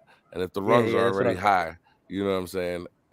I admire him, but it's competition. Like when you're in the octagon, it is what it is. When you're in whatever it is what it is. Of course, you're not gonna go like that against your dad, but admiring anybody, it's time for you to get yours. That's all I'm saying. Like, get yours, man. Hey, Rob, is it possible to skip ahead on that video? Yeah, I was trying to find this. I wanted to see if it's at the 49-minute mark. It's at the 49-minute mark. Okay, I was trying to find that comment that Torian was talking about highlighting, but I couldn't see it anywhere on StreamYard. You said it's at 49 minutes. Yeah, it's at the 49-minute mark. All right, hold on real quick. The part that got everybody in a tizzy. 49 minutes. Because it's KeepItOneHunned's responsibility to take care of all these black boys out here. That's why his name is $100. You're supposed to be giving $100 to each one of these kids. That's crazy. Nah, you're supposed to be taking in 100 kids. All right, I'm about to play it real quick. Hold on, I think I'm about to play it. Wait a minute, hold on. It's a great transition. How difficult was it to build your school? And obviously, you had the detractors and the haters saying that the school didn't exist, or you were scamming people. Okay, so, what was your biggest, I would say, disadvantage or hardship about going about building the school? First of all, this water was good. It better not be FBI water. Oh, hold up! Is this the same? Wait a minute. Go ahead. This nigga said FBI water. What was it? What was the question? I got a. Wait a minute. I got the. Oh no! Here, let me send you a different link. Because that's not. Oh, part 1. Oh, it's not the 49-minute mark. Yeah, it's not the 49-minute mark on what that was good money. That was good money right there. Here, I just FBI water. I just sent you the link right now. Okay. Click on that link and go to the 49-minute mark. What is this SBE circle jerk? What are you dude talking about, man? Who said that? Somebody in the comment section. What is this SBE circle jerk? Who's SBE? Right. Everything is SBE now. I don't know. Maybe I'm hoping you're talking about Umar. That's not Umar. Yeah, that's SBE. Yeah, I said Umar Johnson trying to SBE us into building up Africa. Right. As if we're African. You know what I'm saying? Like, you know what I mean? Like, I'm about to shame, blame, and explain. Let me see. So 49 minutes is where we at. Let's get to it. 49 minutes. Once you hit that next chapter at 49 minutes, boom. Beautiful. 49. This is Umar about to shame, blame, and explain himself. Black men have been shame, blame, and explain since we set foot in this motherfucker. Keep going up a little bit more. You're not at the 49 minute. 49 minutes. Hold on. It's 48 minutes and 57 seconds. Oh, okay. Then I got to go ahead then. Yeah, go. You see that chat? Yeah, go. There you go. All right, there we go. Dr. Umar, I had a lot of conversations with people about this topic, a lot of heated debates. People want to know, can you be pro-black and date outside your race? Absolutely not. And I got my good brother right here, who's an advocate, and he says that you can be pro-black and date outside. Impossible. You cannot. Marriage is a business. When you get married, you commit your mind, your body, your heart, your soul, and your pocketbook. Your savings, your estate, your wealth. You commit that to that person you're married to. See, when you marry, you don't marry an individual. You marry into a race. You marry into a community. So I didn't marry a Jewish woman. I married into Jewish society. I didn't marry an Asian woman. I married into an Asian family. There's no way you can claim to love black people. Pause especially that, as what is this? I got the biggest load of. I got one thing to say. I'm drowning. I'm drowning. Dr. Umar is 50 years old and he's never been married. How does he know? Bullshit. I'm drowning. That man said you married drinking the whole that community. Like what? Right. My thing is, I want to know because he's talking about all these you're marrying into marriage is a business and this and that and the other. It would seem to me that what he's saying applies to one side and not the other, right? Mm-hmm. I hardly hear him say these things when black women marry out. Like it seems to me that like all these rules are reserved for us. And when I say us, I do mean black men. And everybody's worried about what we accumulate and where it's gonna go once we're out of here, right? Yeah. You got Tina Turner just left millions to some white people. All right, ain't nobody tripping about that. Oh, he deserves it. He gave her a lung or a kidney or some shit like that. And I would tend to agree. Yeah, he deserves it. But keep that same energy when the tables turn. That's all I'm saying. He's saying you can't be pro-black and be married to, married interracially. I'm gonna say this. I can name 5 black men right now who have non-black wives that have done more for black people than black women married to white or non-black men. Real quick, hold on that note. My man We Lit is about to bounce, so I just wanted to let him get his final words real quick. Go ahead, bro. Y'all finish destroying Why this you guy. celebrities? Because we know who they are. But one time for everybody out there, y'all need to go ahead and watch that Two to the Chin podcast. That's my podcast. Come fuck with me. Sunday. Pull up on me. Y'all kill this. And with it. For sure, bro. All right, so go ahead. Keep it 100. Finish your point, bro. Now, first of all, because I'm getting these questions in the chat. Tina Turner doesn't have to be pro-black. This guy makes noise no matter who gets married interracially, whether you're pro-black or not, right?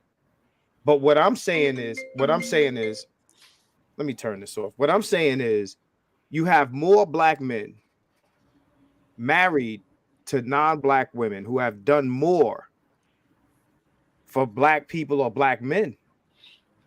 Name a black woman married to a non-black man, or name 5 of them that has done great things for black people while being married to that non-black man, non-black husband. Name them. My question is, why are people so? This is what is just mind-boggling to me, and I think this is also a roadblock to progress, quote unquote, collectively. Why is it that people are just so comfortable with like superseding using basic dictionary definitions and basic legal definitions? Like we can come with this emotional insanity and just say anything because it's good and it's okay. Like I think that in order to deal with a topic like this, first of all, you got to deal with the words and the definitions as they are in reality, not the way that they make people feel. And then in addition to that, you have to compare and standardize these things across how they're dealt with other groups of people in the world. And the interesting thing about it is that a lot of what he just said up until where we stopped, there's literally no place on the planet where you can find any evidence substantiating any of his suggestions whatsoever. Where can you find anything substantiating anything that he just said, aside from the fact that quote unquote marriage is a business? I can agree with that part, but as far as the other value judgments that he put on there, all of that stuff is completely subjective, and the only reason that people side with it is because it makes people feel good, not because it's anything based in any kind of valid fact whatsoever. Once again, you're taking it from also a guy as well who has 2 children by 2 different women. He's literally a baby mama creator. He's a statistic creator. Right. You know what I'm saying? Like, bro, what? And also, it's gonna happen in this interview too. Whenever people bring up black women marry other men of other races out of their race, he gets stumped and he's all like, not as much as black men, not as much as black men. You're an idiot. So just to respond to Yoshi, who says, what proof do I have, right? What proof do you have that black men in interracial relationships do more for the community than vice versa? Then ends that off with no celebrities. You can't ask me for proof and then tell me which proof I'm able to provide. I would have to use people that everyone knows in order for people to understand the point. Well, I'm gonna name my cousin. who nobody knows? Yeah. Like, what kind of stupid shit is this? Yeah, my cousin, you know, he's pro-black and he has a white wife. Yeah, my cousin Joe. And then it's gonna be like, I don't know her. I don't know him. Right. I don't know them. Who are they? Well, right. what I find interesting is who is that? Who are some of those? There's a lot of alt-right white nationalist pro-white people that are married to Asian women, to non-white women. You know what I'm saying? And I just find that interesting. Mitch McConnell is married to an Asian woman. Yeah, you know and all it is just it's just interesting to me. Again, like how those things can be completely superseded, and we just then go beyond dictionary definitions and what are actual standards of these particular definitions, and just go with emotions. And again, that's one of the reasons why people get scammed and follow the shiny suit people, because we already live in a post-truth society. There's when it comes to dealing with us, there's literally no accountability, no attachment to fact. I mean, like, I'm not trying to be funny, but like, you have people sitting here hashtagging no tangibles, no vote. And like, my thing is, that's perfectly fine, the hashtag no tangibles, no vote. But the question that I always ask is, what are we doing in the meantime? Anytime you ask anybody the question of what are we doing in the meantime, you either get that, oh, well, that's not important right now. What you must be trying to derail something. And nobody's trying to derail anything. I didn't tell anybody to vote. I didn't tell anybody any of that. I just simply asked what we're doing. So you had these people, and people give them authority. And a lot of times these people are people that don't even use basic definitions. They don't even make an effort to logically connect any kind of points. And people just go with stuff because it sounds good. And anytime any of that stuff is challenged, there's just never there's never any kind of logical debate. Now, by Umar's own standards, right? By Umar's own standards, one of the criteria that he had as far as quote unquote being pro-black is as far as how you conduct your quote unquote business transactions. Can we all agree on that? In the chat, if what Dr. Umar Johnson just said was one of the tenets of pro-blackness is your business transaction, which is why he listed marriage as a business. If that's the case, no black person in the world is pro-black, because none of us control any kind of economy to do a beginning to end supply chain with black businesses from production to consumer. So by his own definition, it's impossible to be pro-black based on Umar's definition, and that's before you expand beyond his business criteria. But again, because we had this gender war, because everybody wants to one up each other, he can say this stuff, and the people that support it say that, yeah, he's right, Umar's right. Well, I don't agree with Umar on anything, but I agree with him on that. Instead of actually, let's look at what he's saying and see exactly how much sense that it makes. Now, anybody who doesn't agree with what I said, you're just lying to yourself, because we just heard him say, based on how you do your business. None of us do business from production to end chain with a black business, because that's impossible, which means that nobody's pro-black at all whatsoever by these standards, which I find crazy, because there's plenty of people that are not hateful of themselves for being black. So this is, to me, this is one of the reasons why all of these old school ideologies they need to be updated. And one of the problems is that we have a bunch of parrots that can repeat catchy phrases like I don't teach, or I don't debate all others I teach, or whatever. People like to misquote Dr. John Henry Clark all the time, but nobody expands on any of these ideologies. And in order to move forward in the future, you have to expand on ideologies. And that's one of the reasons why we're stuck in a time warp in the past, because nobody expands on anything. Everybody just parrots everything. So let me follow it up. But now put that comment back up, please, if you don't mind, right? Because Robert F. Smith is one of the people I'm talking about, right? So to respond to Yoshi, you know, a few things before I ask you to continue playing the videos. Yeah, you could use a stat to back up your points, but you won't, because you don't have any. Well, nobody takes stats on who's pro-black, idiot. No stat on who's pro-black. Secondly, Robert F. Smith paid off a bunch of Morehouse student loans, right? For boys, like it was a bunch of black men, right?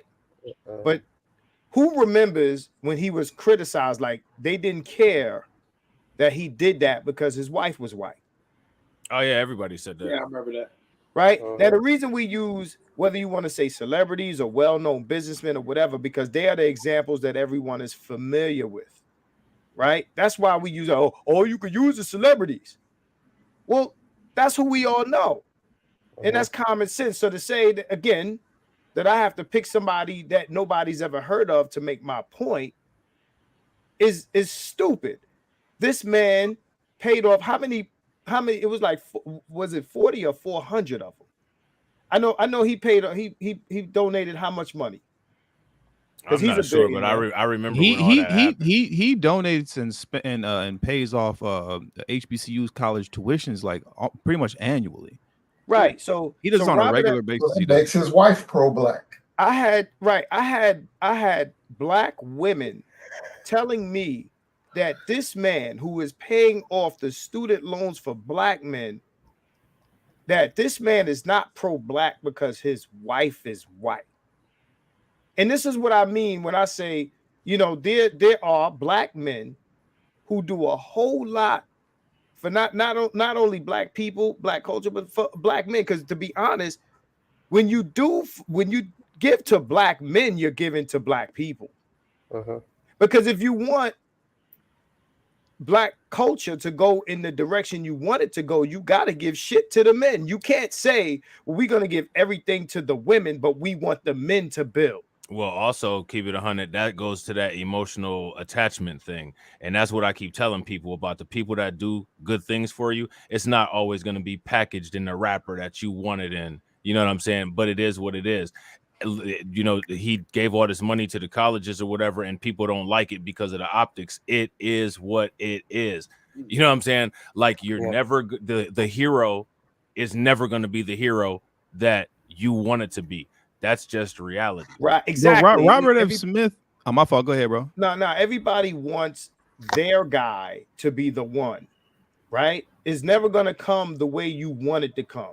Facts. I ain't going to say never, but it's not always going to come the way you want it to come. It's you know, oh, Ice Cube shouldn't be the one to speak for us. Well, then who is it going to be? Your guy? Right. You can't pick the person all the time that you want. And it should be either Tariq or it should be Umar, or it should be this person or this person. I don't care who it is as long as they get it done. Okay. Yeah. And that's the thing when it comes to these people, the Republican Party and Trump, they don't like Trump, but he's the guy that they feel can get it done. Right. Again, you know, and you know, like I said, I like to move forward in this video when you can. Everybody drops their points of view, but this idea that you have to be with a black woman to be pro-black, black men, when married interracially, have demonstrated more pro-blackness than black women married outside. Well, and my thing again, as far as that whole pro-black thing goes, you guys already know how I feel. Most times when you listen to a lot of these quote unquote pro-blacks, they sound more white supremacist than white supremacists. So first of all, there's that. The second thing is, as far as I'm concerned, right, like me and TD, we talk business, we do business all the time. You know what I'm saying? As far as I'm concerned, I'm trying to build a high value network with TD and with other black men. You know what I'm saying? And the thing is black people should be able to do business with whoever they see fit to do business. If me personally, if I have my own quote unquote misogynistic beliefs or whatever, and I don't like doing business with women, I don't want to do business with women. You know what I'm saying? I want to do business with men. You know what I'm saying? And I want to be in a relationship with a woman and do business with men. And that's just how it is. I don't owe I'm not LGBTQ. There's no reason for me to do business with any kind of LGBTQ because I don't have nothing in common with them. Me and TD are content creators. We make similar content. We have goals of expanding things, and that's what we plan on doing. There's no room for anybody else. Nobody's sitting here telling Elon Musk, you need to go over there and work with Bill Gates, or you need to go over there and work with Michael Dell. You need to find something with Joe Biden. People need to start doing their own thing. Don't tell me who I need to do business with. If you want to do business with somebody, do business with them. You know what I'm saying? And then those businesses can come together. Maybe your business can come with a product that my business can work with. But aside from that, though, you know what I'm saying? If people are not making business, don't tell me what kind of product I got to make for you. I'm making a product that I want to make a product of, that I see, that I see a market for, and that's just the end of the discussion. I've never seen any dynamic like this where people who aren't contributing to the business, you know what I'm saying, like a whole group of people, like all these people from where you live at, or you know what I'm saying, like people that you grew up with or whatever, they want to tell you how to do business. Nah, you get your own seed money up, you get your own investment money up, you take 100% of the risk. Nobody listening to that nonsense. That's that old school crap, you know what I'm saying? And the old school crap is exactly what brought everybody to where we at right now. Hey, let me address Yoshi real quick. That's why I have this comment. I just think it's funny because it really goes to show that he doesn't have an argument. He said, Robert F. Smith, isn't his wife a former porn star or something? Even if she was, I don't know how that's relevant to the conversation, especially if she's not out here embarrassing. So is Donald Trump's wife. Right. So that doesn't mean anything. Right. And then also, he said he got into trouble with the law a while back. He's talking about, and I thought this was actually very interesting.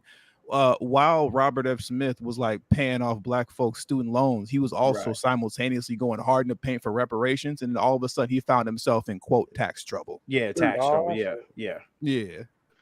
I mean, law. It's like, my thing is, like, you know, I'm not trying to be funny, man, but the way that the racial wealth gap is going towards 2053 and the lack of action towards doing anything to close it, I'm not trying to be funny, man, but like, you know, if somebody's throwing out some money that you don't have to pay back, it's amazing how people can turn their nose up to it as if they're in a position to do that.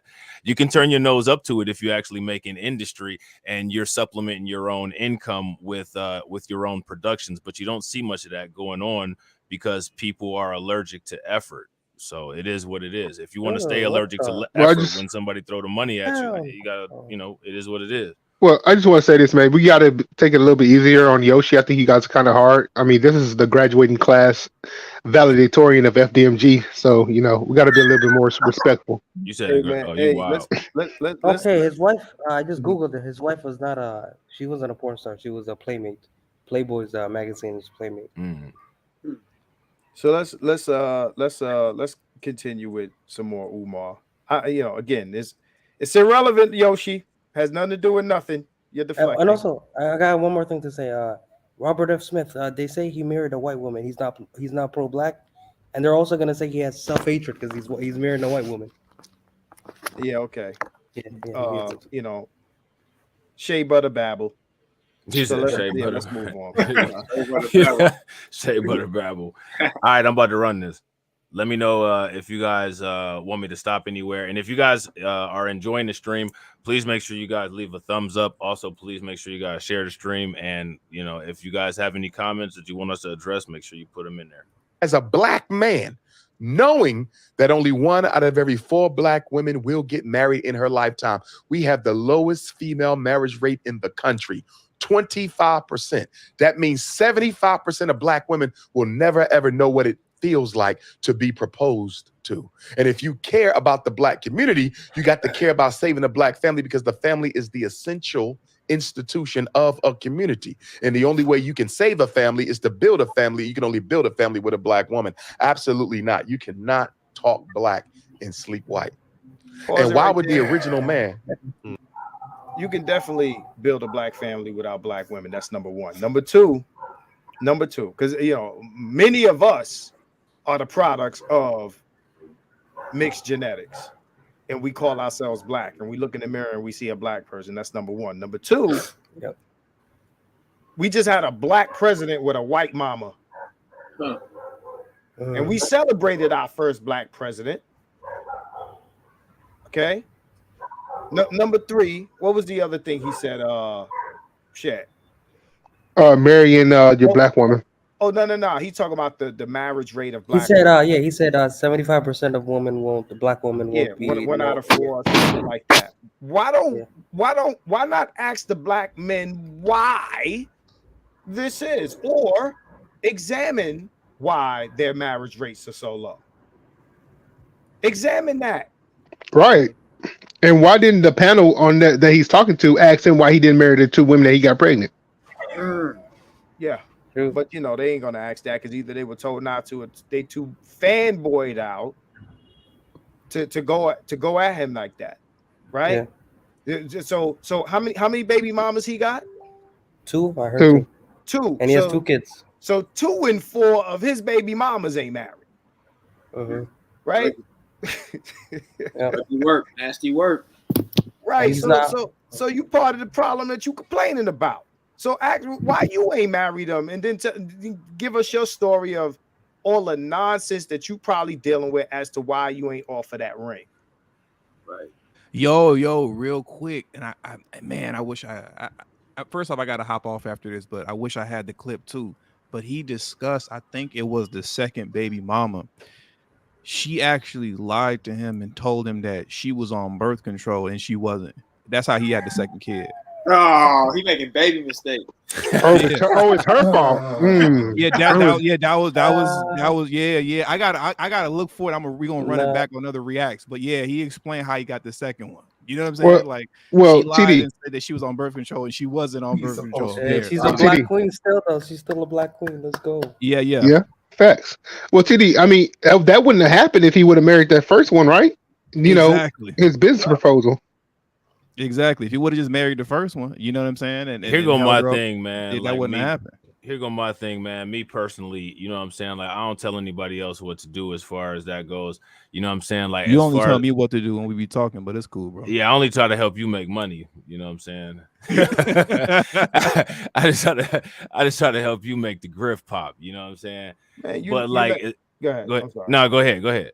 No, I was just gonna say, you let these pro-black dudes tell it. They went to what's that shit? Ancestry. What's that shit? Do you look up your Ancestry, 23andMe or something like that? Right. You let them tell it. They 100% Nigerian over all the whole slavery and the whole Jim Crow. They ain't never mixed with nothing. And just because they got darker skin, they think that they're the pure black ones, and only the light-skinned variety in America have some sort of white man in their family. We're a group of tribes over hundreds of years brought over here. You understand what I'm saying? They say that, in Africa, they have the most diverse gene pool.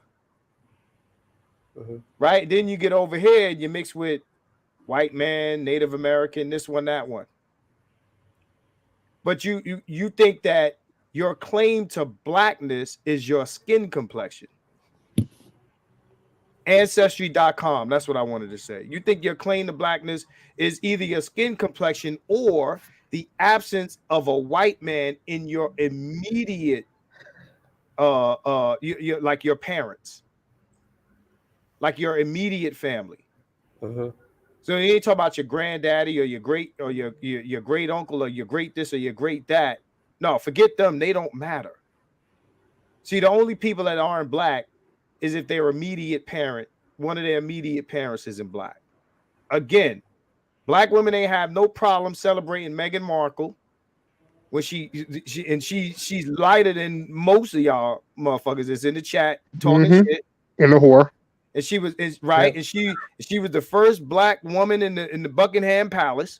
Yep. Right, as she's a black princess. Oh my God, she's a black princess. Knowing that if she married Tyrese, then he'd be a colorist. Right, you'll be accusing Tyrese of colorism if he married Meghan Markle. Right. Thank you, King. Kamala Harris, your first black vice president. Right. So all this dubious blackness when it's convenient. The girl that was in the Olympics in Japan, she's half black, half Japanese, right? They celebrated her. Then you tear down your Gabby Douglas, you tear down your Simone Biles, right? You tear down your Blue Ivy Carter. Man, I got a history, a docket on these broads, man. It's only black when it's convenient for them, when it's a good look. But then when it's convenient for you, black man, then you ain't pro-black enough. You ain't black enough. She ain't black enough. You notice that when Dr. Dre's wife took him for whatever she took him for, whatever money, and she tried to steal some money or whatever, no, you didn't hear nothing. Now that's a black woman, but she's not black enough, right? So even if you're dealing with a light-skinned black woman, then you're not dealing with somebody black enough. And this is all back to how they see these people are treated compared to them by white people, right? So they looked at his wife. Oh, she ain't black enough for us to, you know, get the bag, sis. Right? They didn't say anything. You didn't see any collective noise in reference to Dr. Dre's wife taking his money. Right? But you know, this idiot talking about, oh, we using celebrities. All black women use celebrities to say how much we date interracially. Let me ask you this. How many people in your circle have white wives? How many black men in your immediate circle have white wives? I'll wait. The thing that cracks me up about when conversations go to these particular like corners is like, to me, it's just wild, because like I just don't understand like if we got a lot of different issues going on, and to me, right, this kind of stuff would just not even be a factor. Like, it's just crazy to me. Like me personally, like one of my biggest and major focuses is on trying to get business going. You know what I mean? And like when it gets to this kind of conversation, this type of topic, it's just like, that's wild. Yeah. Hey, Rob, I want to say this one more thing. Yeah, go ahead, bro. Again, we can continue with the video because they talking about ain't no stats. You want stats? I'm stat man. Check this out. 85. What was it? 85% of black people marry other black people. And maybe I'm off by 1 or 2%. In the high 80s of black people marry other black people. Yeah, right. It's So I'm sorry. All races date each other, bro. It's like proximity. Like whoever you're closest to, that's who you're gonna marry. Right, but what I'm saying is overall, it's in the high 80s that black people marry other black people. Right. That's number one. And I dare anybody in the chat that disagree with that pose a stat different. Right. That's number one. Number two, Umar says that black men are the most have the highest interracial marriage stats. That's a lie. White men do. That's a lie. White men do. Over half of American-born Asian women in this country marry white men. Yep. And you know who else rivals that? Latinas. Mexico, okay. Yeah. Most black men marry black women. Hardly any of us knows a handful of black men married to white women. I don't know any. Okay, it's hard. I mean, I know one. It's not like this epidemic. Everywhere you look around, you're seeing black men with white women. Like half of us are married to white women. It's nonsense. The only reason that black women don't do the same is because they don't want you. This ain't about no racial loyalty or nothing like that. They see the shit that we're dealing with. They don't want you. You think Chris Evans wanted Lizzo? Hell no. Okay. And that's not a black thing. That's a fat thing. Right. It's probably a little bit of both. But what I'm saying is this, bro. What I'm saying is this. We know the type of black woman white men are attracted to. Because black women know who to be when they want white men. They know what they need to look like when they want white men. They know how to talk. They know how to move when they want white men. They know how to act. They know how to act. So we know what types of black women are not attracting white men. They're the ones that want us to settle for them. Okay. So this idea, this 1 in 4 black women ain't being married because it's them. Right. I'm sure they get some of them, even the ones that ain't married, I'm sure they get the offers from men that they don't find to be, you know, up to par as they want. So it is the progressive man, the man who worked hard to have a quality existence on planet Earth. Is his job to render himself as an option for these failed women? I think the fuck not. Right. Rob, Right. Rob, I was gonna say, you said you what did you say? You said you don't tell anybody how to move when it comes to relationships, but and I get that, I understand that. But Dr. Umar is always preaching black family, black unity. The men should be responsible. You should marry a black woman, but he didn't do it. So when you look at his life and when you look at what he's preaching, it doesn't match up. So that we're bringing that up to like tell him like he's a fraud. Not that Facts. No, you're 100%. You're hitting the wall, man. I mean, like, dude, a cow shits like 10 times a day, and every shit looks like Umar Johnson. You wild. Damn, you wild. But see, like again, like I said, like with my thing, it's just wild to me. Like it's just like these kind of conversations is wild. You know what I'm saying? Because like again, like this particular part, like I said, this is why I focus on the business part of what Umar is talking about, because to me, it kind of shows the lack of business understanding. You know what I mean? Like it's just, I don't know, like okay, like again, like if this is what we're saying as far as we're basing it on business and marriage as a business, well, by Umar Johnson's standards, his standard is impossible.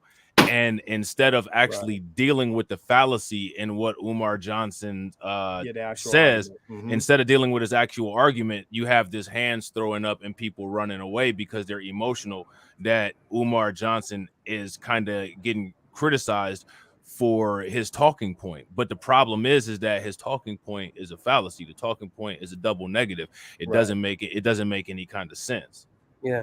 You know what I'm saying? And then at the end of it's just, there's all these double standards. See, like this is one of the reasons why I call it pyramid babble. You know what I'm saying? Because see, me personally, I'm somebody that does not believe in the out of Africa theory. I don't believe in that. I believe that we're from Africa and everybody else originated elsewhere, right? But the pyramid babble people will sit there, and these are the same people. These pyramid babble people will sit there and tell you that Black people created every single race of people on the planet. So technically, Black people can't interracially mix or anything like that, if that's the case with the pyramid babble people. So you know what I'm saying? Like, to me, like, again, like what it comes down to is examining a lot of these arguments. And the biggest issue that I have with any of this, because again, like, you know, what people do as far as they do with their personal life, that's on them. My critique is the intellectual argument, because anytime we have to confront or deal with other people, it's going to be an intellectual confrontation. It's going to be a debate. It's going to be politics. It's going to be business strategy versus business strategy. And the thing that's interesting is that it seems like people can't keep consistent arguments and talking points, even when dealing with topics amongst ourselves, which is a really difficult situation if you try to carry that same kind of logic into competition with other people. Like, to me, I don't understand how anybody expects that to ever hold weight. Shout out to Toya for the Cash App. So Toya hit me with a Cash App. But yeah, go ahead. Dr. Umar, his biggest argument against interracial marriage is if a black man marries a Jewish woman, the child you're gonna have is gonna be Jewish, and their money is gonna go to the Jewish community. What the idiot doesn't understand is that child is going to be also half black. He doesn't understand genetics. Well, again, even from the business standpoint, right? From the business standpoint, all of our money that we spend at all, period, every single dime and dollar is going back into, quote unquote, the United States government, into the United States tax pool, which is technically, quote unquote, the white community. So, like, my question is, like, while everybody's sitting here talking about this, like, my question is, like, what is anybody doing about that? Now, that goes back to Umar's point as far as, like, the Africa point about how Africa needs to get built up so that there can be business and commerce going back and forth. But the problem is like that's not getting done. Yeah. If Africa was at like the level of China, then it would be understandable. It would be doable, but it's not. So, but what people got to understand is like black people in America, we're not a country, right? We don't have a government with a GDP and all this other shit. Like we're just a bunch of black people in a country. Yeah. We're like 13% of the population. Yeah. Right. So to compare us to what any other nation, with a military and resources and those other things are able to do, is a stupid comparison. Yeah, man, it's a stupid comparison. Shout out to Maul. Now it's a simulcast. We're live. Let's. I guess I'm gonna stop so we can, because I want to go through more of this part of the discussion that they're having. All right, do you want me to play it? Yes, sir. Want a member of the race that enslaved and dehumanized you to carry your seed? Why would I, after the rape and the lynching and the slavery and the Willie Lynch and the Jim Crow and the police brutality and the economic apartheid and the gentrification and the AIDS and the Ebola, the West Nile, the COVID, the genetics, the eugenics, why would I want to take my original seed, God's seed, and put it in a cave-dwelling organism? Why would I want to do that? Yeah, we need to hear you, brother. The mic is yours, Ace. Yeah. Stop right here. I want to incubate my son, my daughter, in the womb of the people who have destroyed my people in this world. Hey, Rob. Now, let me Hold on, say first. Two things. Isn't he a descendant of Frederick Douglass?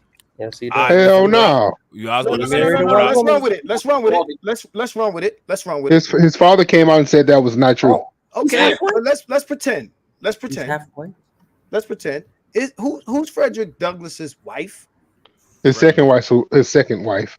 Second wife, whoever. This is the name the man rode into prominence on.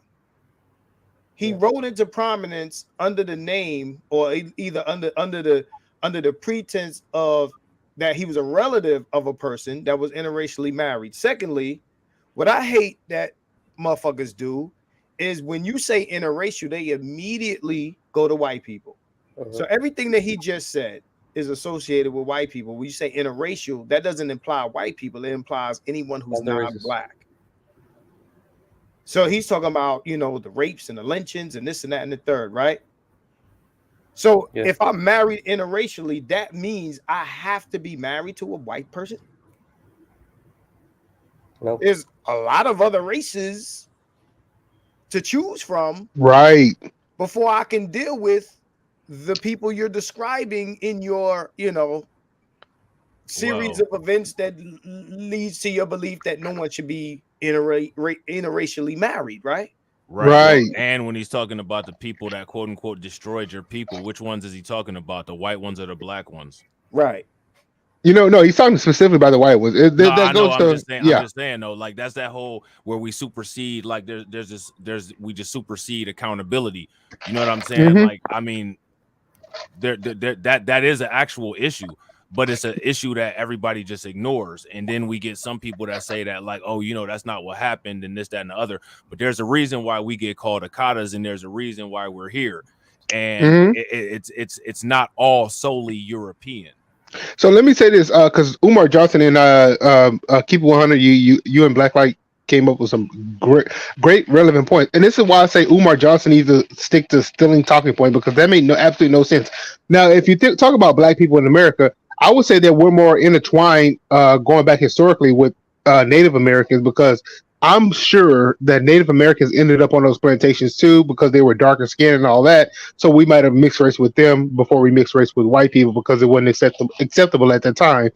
But this idiot, man, I mean, this is why he needs to keep the stealing people talking points, because he has no idea what he's talking about. So he's talking about that we're mixed raced, or we shouldn't have race mixed with a lot of people. But just like who was that famous president that had a bunch of kids with his Thomas Jefferson, I think. Yes. So did they have a choice? Why he's crying about that? Yeah, but see, this is the thing, right?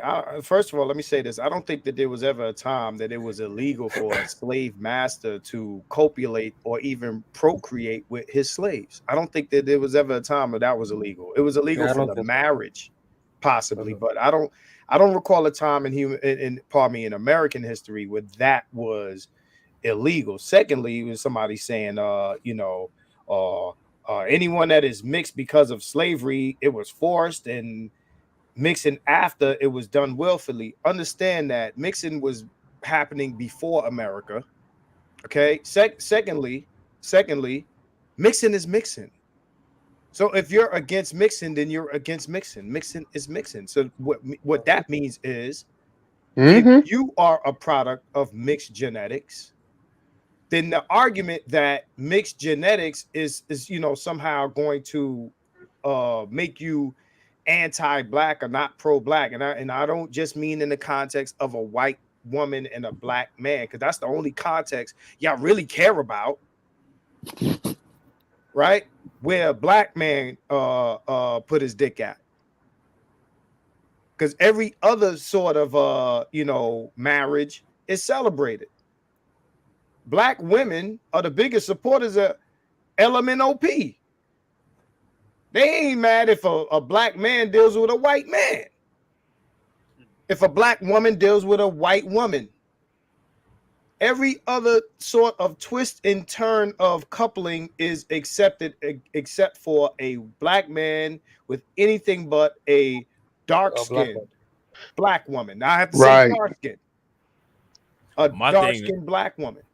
My thing that just trips me out is that people just act like the whole slavery issue wasn't a bilateral transaction type thing, right? Like to me, like I don't understand. And again, like this is that selective attachment to things that appease people's emotions.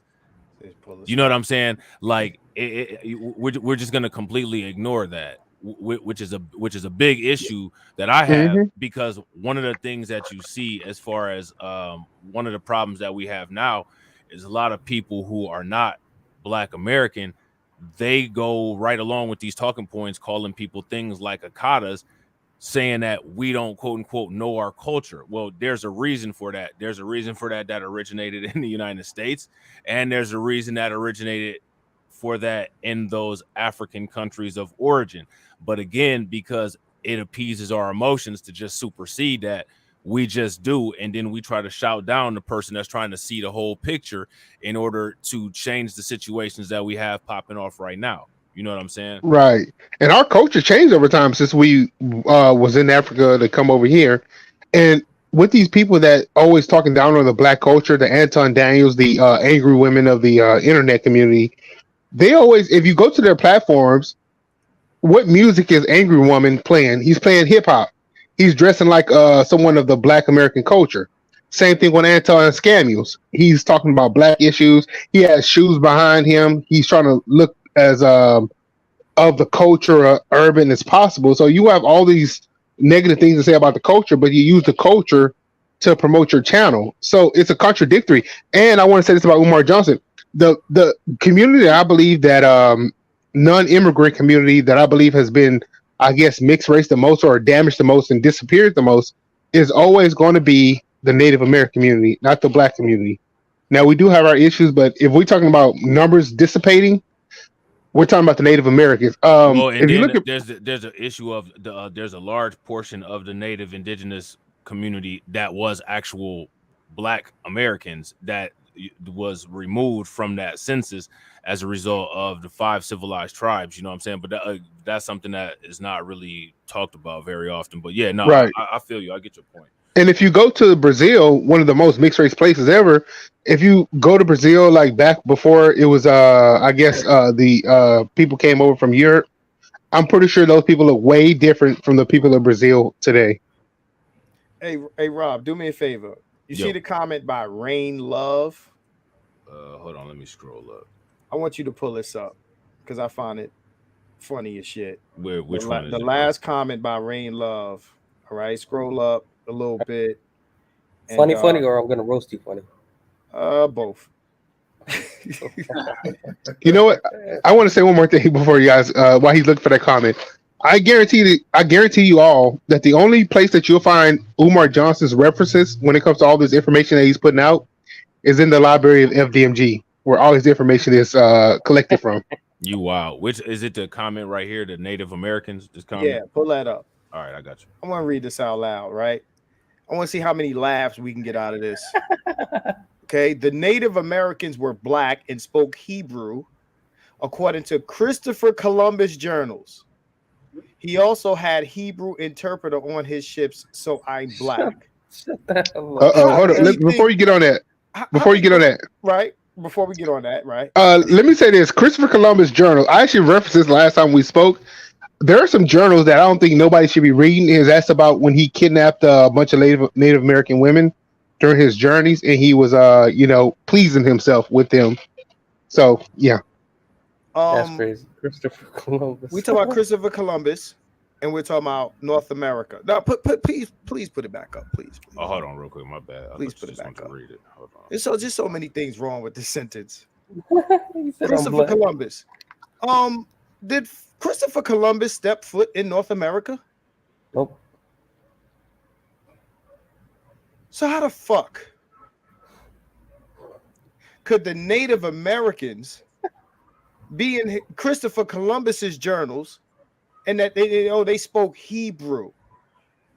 Everybody's asking me for stats. Please tell me. And then, that means I'm black. He had Hebrew interpreter on his ship, so I'm black. First of all, nobody from the other side of the world called themselves. You called yourself black. You named yourself a color.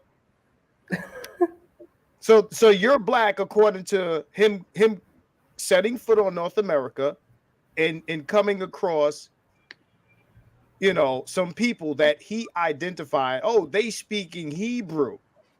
So you telling me Christopher Columbus, who was a Spanish explorer, could identify Hebrew? Yeah, and also speak it and had journals about Hebrew. And he had a Hebrew interpreter on his ships because he imagined that, when he got to North America, Jews were going to be on the ship, that he would encounter some people that he might have to interpret some Hebrew. The most educated. This is all I gotta say. Like, again, you know what I'm saying? Like, even as far as that whole Christopher Columbus thing goes, in 1492, that's when they kicked two groups of people out of Spain. You know what I'm saying? And that's a whole nother topic. That's a rumble topic. You know what I'm saying? Because there was two groups of people that got kicked out of Spain. You start going down those rabbit holes on YouTube, they'd be real quick to clip you. But you know what I mean? Like, it just, like, to me, a lot of times, like, these kind of issues right here, like this kind of stuff right here, this is a lot of times why the focus can never get on specifically solving any kind of issues. And I honestly think that, like, these kind of things are like are control mechanisms and an internal hierarchy type thing that takes away from the focus of actually building the tools that we need to be able to defend and sustain ourselves here in the United States. I mean, like, my thing is, like I said, when it comes to this kind of stuff, it is what it is. That racial wealth gap is hitting 0 in 2053, and still, like, it's not a lot of talk on how people are going to deal with that. You know what I mean? So it is what it is. Listen, black Americans. First of all, race is a social construct. Let's start there. Our entire, damn near our entire identity and culture revolves around how we were treated by white people, how we were either rejected and accepted by white people, and the conditions that we had to endure based on that rejection or acceptance. That's our entire identity. Think about it. Most of our identity has a lot to do with being denied access to certain things, having to live under certain conditions, poverty, etc. Who gets treated better, and how we deal with each other and interact with each other in that in that culture has everything to do with that. If you think about it, outside of America, because somebody said, well, outside of America, in Europe, and I was Yoshi, people are choosing black women. No, those women are not black. 9 times out of 10, those women are African. If you ever got your ass on a plane and went outside the country, you'll know that most of the people that you're going to come across that have the same skin complexion as you are not from America. Those people are either from Africa or sometimes they're from the Caribbean by way of Africa, right? When you go to Europe or when you go to Asia, these are the people that you come across. You come across Africans, right? I'm not asking, I'm telling, because I've been to these countries. All right. So when you say black, you're talking about black Americans. And nobody's a colorist. To be honest, you're the colorist because you're denying people their blackness based on their skin complexion. That's colorism. You're saying you're denying them their culture, their identity based on your interpretation of who their parents may or may not be or their genetic status because they're lighter than you or they're too light for you. That's colorism. Okay, so and that's what Umar is doing also. Yeah. Yeah, I get it. Also, when it comes to whenever we're talking about these important subjects, it always devolves into petty problems and issues like interracial marriage. Who cares? I don't care if you're married a white woman, bro, or any other race. If you're doing good for the community, for the black community, great. If you're not, as long as you're not harming the black community, I don't care what you do.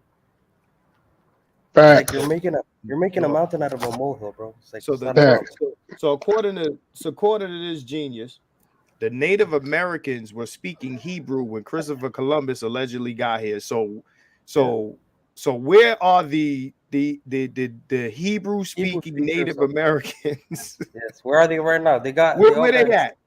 Where they at? And there's a couple people that make the argument that the people that were here in native to North America were Africans, and then the white people came here and enslaved those people. There were never any slave ships and no transatlantic slave trade and none of this other stuff, right? These people that make those arguments, even if you don't want to make those arguments, right?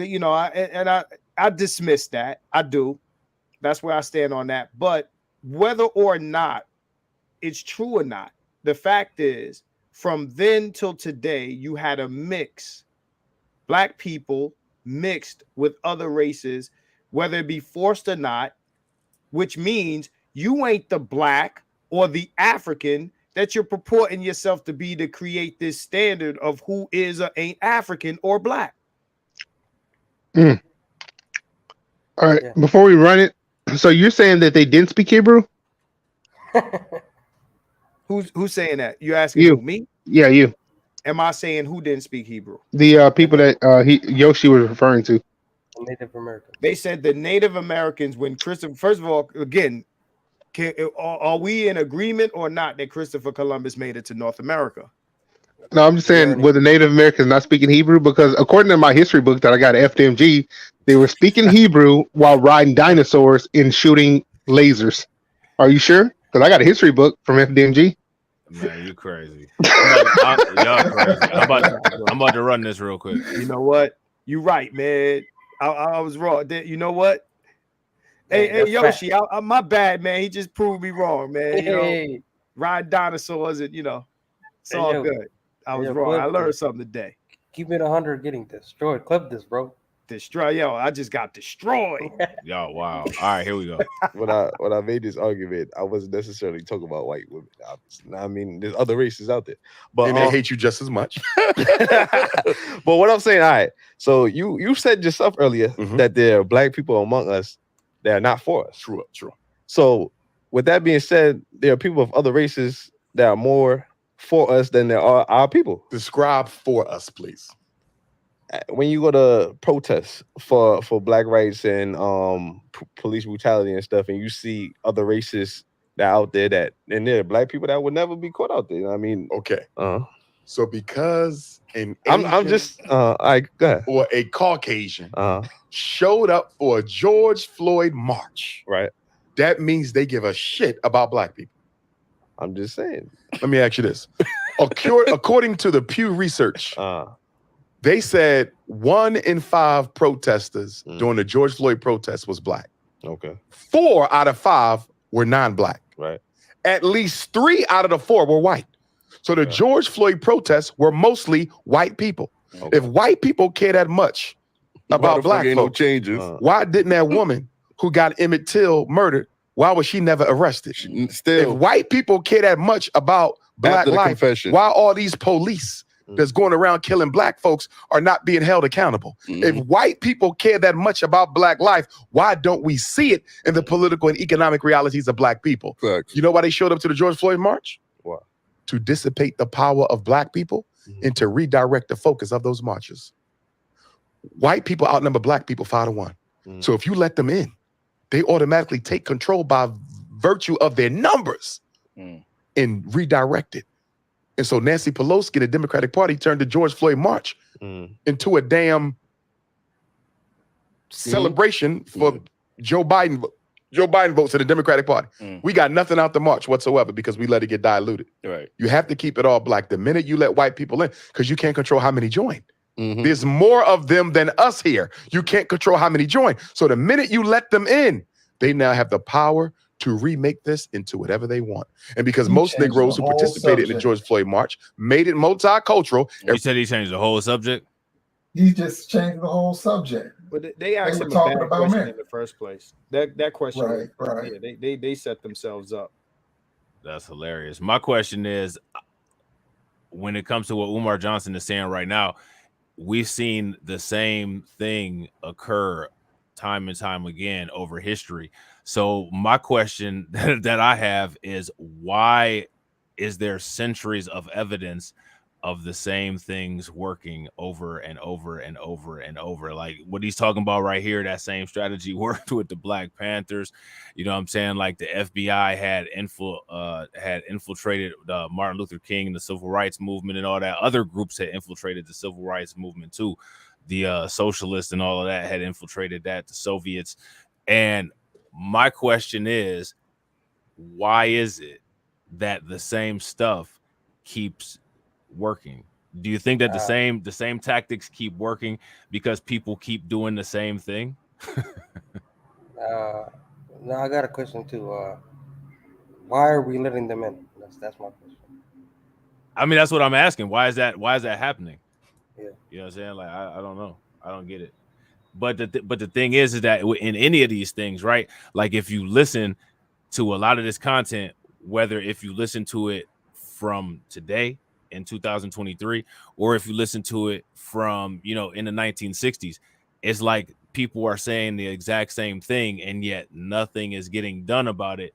But everybody's got the best answers, but all the answers are the same. So my question for you guys and the people in the comment section is, where do you all think that the failure or the communication breakdown is happening? Because to me, a lot of the anecdotal arguments, a lot of the side arguments that take place around these kind of topics are simply escape routes to never have to deal with the reality of failure. And my question is when are people going to deal with the reality of failure and actually start doing things that are productive to improving our situation instead of counterproductive?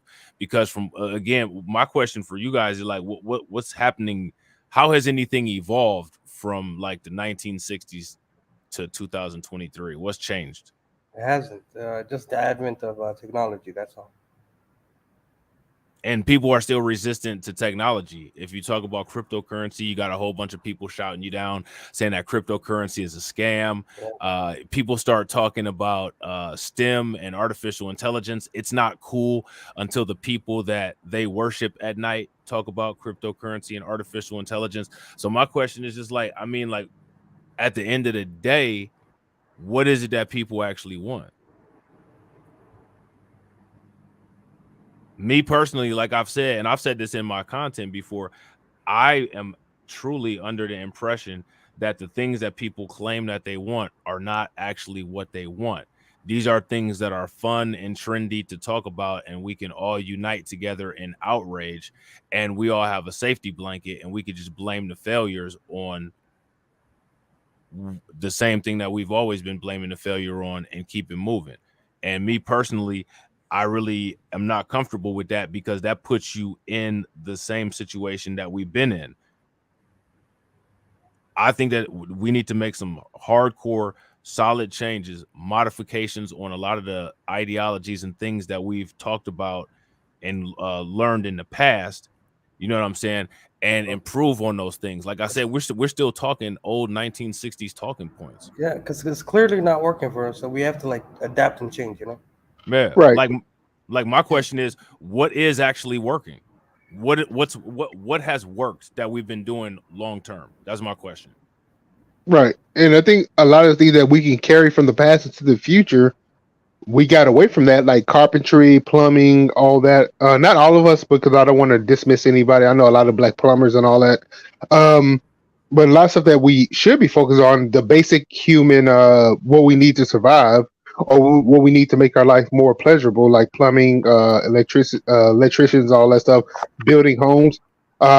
I'm telling you, man, like we have to get back to those fundamentals and, teach our kids that, not everybody's going to go to a college. Some people need trade skills. They need to learn these trade skills. Pretty much building up cars or building up engines. You don't even have to learn. I know one guy who he didn't know nothing about a car but transmissions, and you can make a killing with that. But they want you to learn all this other nonsense. Like, I don't care how much about gender identity or gender euphorium or gender yada yada yada yada that how's you yelling at somebody on the internet? Let's say if TD Midi Hip Hop put up trans women shouldn't go into a bathroom. How is you yelling at him on the internet or tweeting at him or reporting him going to help you in the future or today? Right. Well, that's what I'm saying too. Like one of the things that Dr. Claude Anderson said a long time ago that nobody listened to, but now everybody's an expert on today, is about the racial wealth gap and about other groups of people attacking. You know what I'm saying? And so, it was all fun and trendy and everybody did what they did. And now these things are actually coming into fruition. And now everybody is outraged. Everybody's outraged about what everybody's doing, but nobody's outraged about what people weren't doing. You know what I'm saying? So now here we are, right? So now everybody's got all these different brilliant ideas, like hashtag no tangibles, no vote, and all this, right? Right. But as we know, when we look at the political situation that we got popping off, there's things that we need, right? Like we need a super PAC. You know what I'm saying? Like we need political think tanks. We need all of this stuff that's going on. And all from what I see, people are more entertained and it hits them in their heart more to hear what kind of bill Joe Biden wrote for non-black people that he didn't do for black people. And the thing is Joe Biden and Kamala Harris and all of these people told everybody that voted for him they had no plans of doing anything for black people. So why is any of this stuff a surprise? And then another thing is too, with all of those things that I just listed, you can supersede politics. Like look at other communities of people. You know what I'm saying? Like I saw an argument where people were saying, you can't really play bipartisan politics and actually get the things that you want. That's not true. A lot of the times the votes come down to Joe Manchin or Tulsi Gabbard in order to flip a certain bill or something like that. And and my thing is that when are people going to actually study and start doing these kind of things to deal with what it is that we have going on? And the fact that people don't buckle down, they want to quote unquote be led. And not only do they want to be led, but they want to be led by their people that they see and love and revere instead of actually being led by people that are doing optimal actions. We're just going to continue to keep seeing what we see. So, right. I was on mute. I thought I was responding. But oh, my bad, Marcus. Go ahead. No, that's not you. That's not on you. Black people have very outdated strategy that they cling to because they think that it worked some years ago, some decades ago. And here we are in 2023 having these same conversations. You know, they don't, again, like you said, they'd rather go with the emotional, the symbolic, as opposed to what's effective, because, you know, what's effective means that, you know, there's going to be some labor pains. They want the baby without the labor pains. You know, there's gonna be some things that you might have to do that, you know, inconvenience you, or that you won't like, or it might not look like. You know, you got people who, like you said, you know, they'll negotiate with actual politicians and shit like that. And as soon as any one of us do that, it either is the person you don't want doing it, or you call them a coon for even speaking to white folks and trying to negotiate something. But if it's their favorite person, if it's somebody that they like, then they're doing something progressive. Right. You know what I'm saying? Everybody likes Ice Cube, so Ice Cube coming to both political parties is perfectly fine. But if it's anybody else, then there's an issue. Well, you know what I'm Ice Cube had a lot of pushback. Ice Cube got a lot of pushback too, because Roland Martin, Benjamin Dixon. Right. You got a lot of pushback too. The people who did not want Ice Cube to do that, whether they liked him or not, they feel like, oh, he's a rapper, he should not be the one. Right. But if he can get it done, I don't care. You got a reality show TV person was the president. Right. California had Arnold Schwarzenegger, an actor. We had Ronald Reagan as a president. Jesse Ventura. You understand what I'm saying? So at the end of the day, bro, like when they talk about, when, you know, black people follow celebrities. I mean, Sonny Bono was a politician. Jesse Ventura is a politician. There's a lot of celebrities that white people elected that are getting things done for them. Okay. So I don't care who the person is or where they come from. If they're effective, then put them in place, support them, back them. So yeah, when you say Ice Cube was one of them people that he got thrown to the side. Like, hey, look, we don't want you to do it. We want these people over here to do it. We want the scholar to do it, or somebody like that, or I think it was, some of the women in BLM or something like that was like, nah, you got to get out the way. Let us handle this, right? And look what happened. Like you said, you know, these people never had any intentions. Kamala Harris is on video saying she ain't doing nothing for black people. Right. I got the video clip. I'm not doing nothing for black people. But I think the organizations that these people want to push. Okay, so we got to look at it like this: 47% of eligible black voters don't even vote, and the people who do vote are the older generations. As you can see from the data poll, older generations came out, supported Democrats heavy, and also Gen Z. While millennials and Gen X black folks, they actually broke away from the Democratic Party, voting Republican and voting third party at a lower number, voting Republican at a higher number. But, you know, Democrats, I think they got less than 60% of the generation millennials and Generation X, less than 60%. So when it comes to these organizations, NAACP being one of them, Black Lives Matter, these are organizations that the Democratic Party, they have them in their pocketbooks. And that's why the Democratic Party, when they utilize these CNN, MSNBC, and all these other platforms, they promote these people, and they don't need to speak about all these other organizations because they want to promote the people who supports them, which is BLM, NAACP. And what we have to understand is that the NAACP of yesterday is not the NAACP of today. NAACP of yesterday actually fought for black people. NAACP of today, they're fighting for their checkbooks, which is provided by the Democratic Party, and they're going to say and do whatever that, you know, Daddy Joe Biden says. Like if he promoting, like why was Cardi B up there talking to Joe Biden? Why did Charlemagne the God allow Joe Biden to say, if you don't vote for me, you're not black, I'm gonna take your black card away and all that crap? Why was that able? He called him out on that. Oh, he did? I didn't catch that part. I saw the little clip that he said, you don't vote for me. I mean, but just to say this, he felt so comfortable in front of Charlemagne the God that he said that just the comfortability. Yeah, because he's a free. Oh, go ahead. I think they own black people. I mean, you know, I'm sorry to cut you off, bro. No, you're good. I'm finished. You know, Clinton blew the sax. Who did the dance, and then somebody else was talking about they carry hot sauce in their bag. This is how they. Oh, that was Hillary Clinton. Right. This is how they talk to us, man. You know, no voting, no vugging. You know, this is how they get. Vax that thing up. Right. This is how they this this is how they talk to us, man. Like, you know, put some hip hop shit out on these niggas and then get they vote. And then it goes to the point where it's like, yo, if you don't, where a white man from the civil rights era can say, if you don't vote for me, you ain't black. So now a white man is comfortable enough to tell you your blackness is predicated on you voting for him. Right? So I got to go with my shout out to my man Adrian Hicks, and shout out to Jay Jermaine for the Cash App.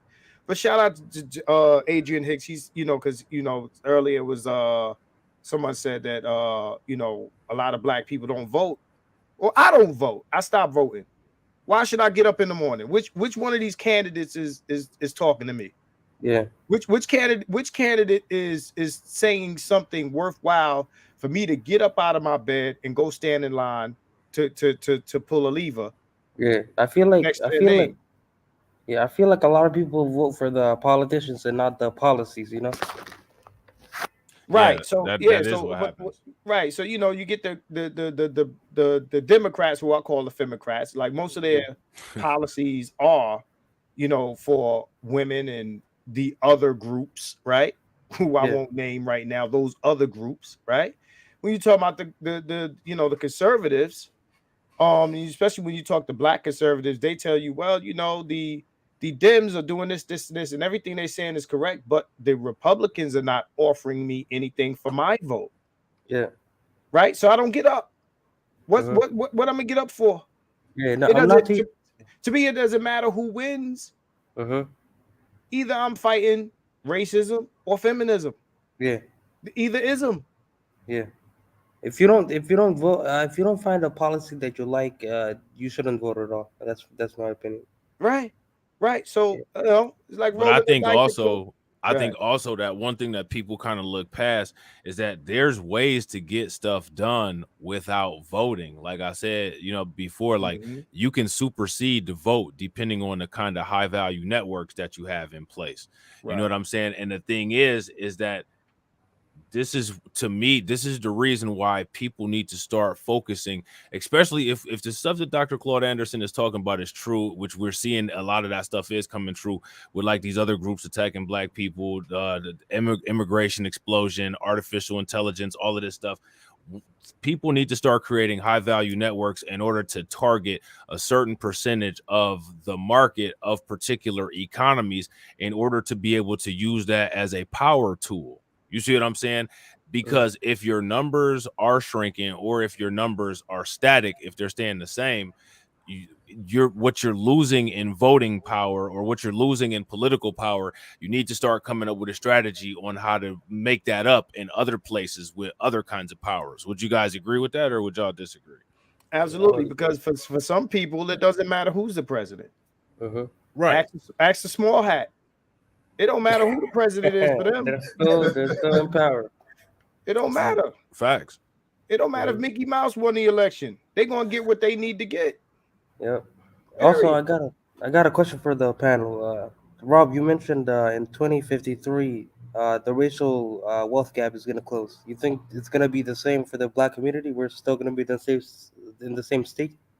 I mean, I can't say exactly what's gonna happen because I don't know, but with the trajectory of things, and with the trajectory of how there's other outside elements that are affecting like revenue sources, like artificial intelligence and immigration affecting low-level jobs, which are taken up a large percentage of by black people, I could actually see the racial wealth gap hitting zero faster than 2053 if there's a boom in artificial intelligence, because artificial intelligence is competing for the same sector of jobs that immigration is.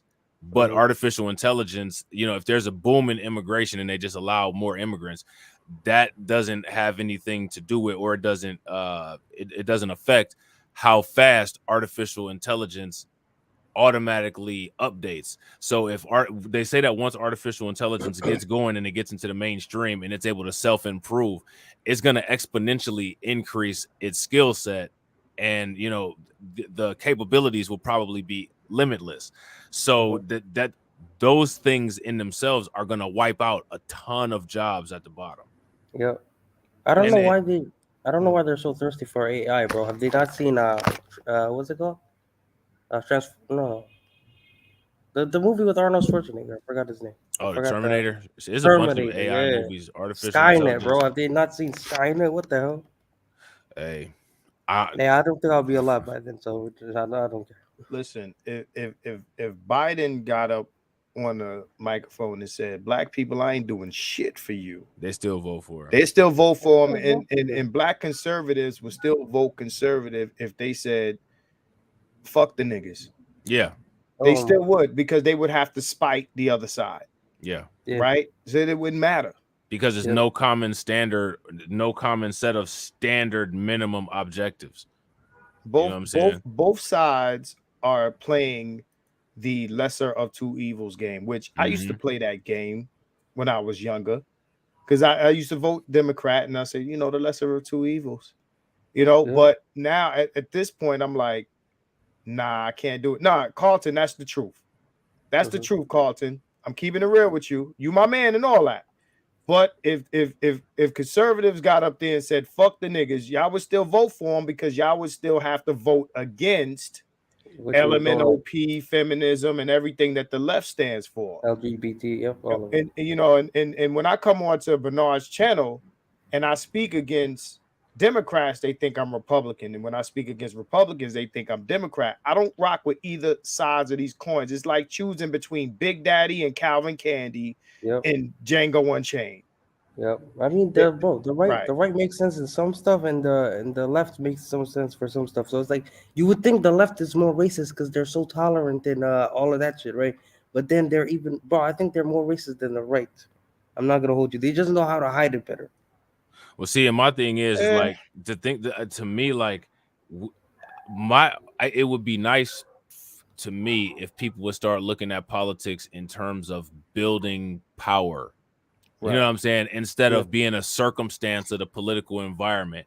And it's just really disheartening to hear and listen to people always talk about what we have going on from the position of being a circumstance of where we are, instead of actually taking control of what's going on. And if you ask me, until people start getting the take control mind state, if you leave control up to other people, then you're leaving your fate to the devices of other people. So if those devices of other people are things like racism, if they're things like unfair business practices, if they're things like hypergamy, you know what I'm saying? Like all of this kind of stuff, then you if you're not taking control of the situation, then there's nothing that you can really say, or you can't really have any justified outrage if you're allowing or submitting control. You know what I'm saying? It just, to me, it is what it is. Another thing, Rob, is that I think we focus too much on the presidential election. Yeah, I agree. Facts. Right? We don't hardly speak on or pay attention to or put or invest into your local, whether it's state or your city election. And that also plays a lot into what you're going to deal with, because I mean, we live in a country which is what they call it states rights, right? Right. So not everything is federal. A lot of this stuff is state and city. So to me, that is a better way of getting your objectives, because those people are actually more accessible to you than the president of the United States or somebody like that. You can get to your mayor or your council person, or those people that are local to you.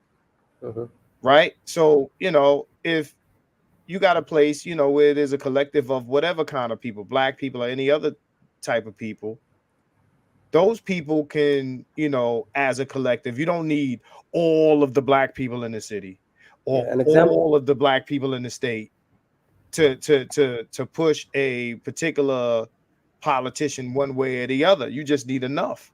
Yeah, an example of voting for your statesperson is the abortion. It's regulated by states now, so it's like, I wonder how much. I mean, could they pay into the presidential election? I get it, but like, I wonder how much of this is thrown towards the local situations, right? If you depending on what state you live in, right? I doubt that some super Rothschild Illuminati situation is happening with like the mayor of Detroit, right? It's like Detroit. I don't know about Detroit. Any other city but Detroit, I don't know. Right. Well, what I'm saying is, it's like we understand, like even your criminals pay the cops off, right? Yeah. Right. Two things have to happen. You have to invest, like Rudy Ray says, and I've said this in the past. You have to put money behind a politician. Not only that, but there has to be repercussions for if the politician takes your money and doesn't do what you gave him the money to do with it. Fact. Now we understand how the mob, when the mob dealt with the Jimmy Hoffas and the Kennedys and things like that. Like, oh, you didn't do what we told you to do. Now you get shot in your motorcade with your wife holding your head in her lap. Damn. And that's what has to happen. There has to be a thing where, okay, locally, Jimmy Hoffa and Jimmy Hoffa, same thing, right? These people have to know, like, look, if we put you in office and you don't do that shit that we put you in office to do, that's one thing I was wondering about. JFK was the last president assassinated, right? I think the only. Oh no, he wasn't the only. Lincoln was assassinated. They killed Lincoln. They killed. No, I'm saying the last one to get assassinated. Oh, the last one. Yeah, I guess. But that's what the last one to get shot. It was so easy to kill that guy, bro. So what I've been wondering is how come that was the last president to get shot? Like, no, he wasn't the last one to get shot. He's just the last one killed from the shot. You know what I'm saying? Didn't they shoot Reagan? Didn't Reagan get shot? Yeah, Reagan got shot too. I'm pretty sure Trump has said a lot of shit to piss people off. So I'm shocked that he's not getting like attempts on his life. Well, Trump says a lot of good stuff right now. I mean, back then, before COVID, maybe, but no. I'm talking about back in the day. He should have been killed, bro. So how come they're not dying, bro? That's what I've been wondering. For one, like I don't think that I think the public is kind of docile. You know what I'm saying? Very much, yes. So and again, I'm not advocating for attacking anybody politically or causing harm to anybody, but you saw who the people were that actually got up and did something about things that they didn't like, and it was a bunch of people with muskets and Confederate flags. So that's who did that. You know what I'm saying? Speaking of go ahead. Did you guys think JFK was an inside job, or was it? Do you guys think it was? Yeah, I think it was an inside job. I think CIA was involved. Yeah. Speaking of speaking of local politics, I think he's absolutely right on that, because we got to think about like these cities, man. Millions of dollars of contract go through the cities who they're going to contract with, who they're going to have build construction sites and all that. So I think that local politics matters the most. They want to keep people focused off of local politics. That way you don't know where your money go. But if you have local politics on your side, and you know what educational programs are going to be for your school, how much is going to be funding for the school, you can go to school boards, vote in the school board council, vote in your local politicians. Local politics matters a lot, and I'm glad he said it, because just over here in Houston, I don't know if you guys heard about this, but Hidalgo just put up a $20.8 million assistance program for families, and it's going to give each family $500 extra a month. And this woman, you don't even have to be a legal citizen to apply for it. So local politics does matter, and I think that's more important than federal politics. I think because during the COVID-19, it wasn't the federal government shutting us down in the city. It was our city officials. It was the police captains taking their orders from the mayors or whatever. But local politics does matter. Just like my local politician over here, where I live at over here in H-Town, she actually gets to pick two people who sits on her board, her lower board. But it's a very low board. But she gets to pick two people, and I want her out of office because she's just a black coon who pretty much takes the orders of Sylvester Turner. And I think she's not worth anything.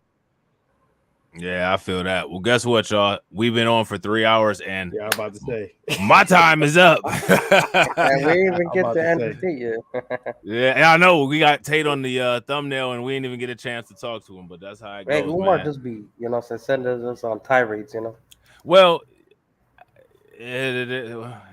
honestly, like when it comes to Umar and stuff like that, when people like Umar talk about the things that they talk about, it really shows like what people feel is important. You know what I'm saying?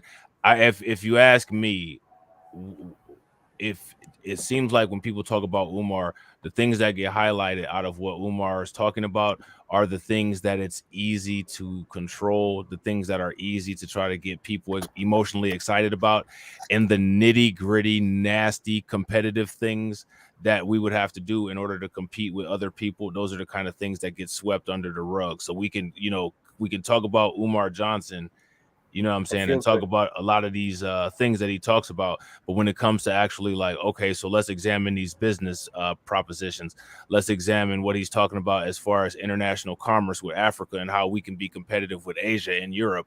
Well, let's talk about who people are marrying. And it's like, I'm talking about, and see that, and I'm not trying to be funny, but that's one of the reasons why, like when I say I'm talking about I want to do business, and when I do business, I want to do business with men. I want to do business, and I want to do business with men, and I want to do business with men who don't think in terms of emotion. I want to do business with men who think in terms of revenue generating innovation. I don't have time for any of that nonsense, because none of that nonsense is even important for me.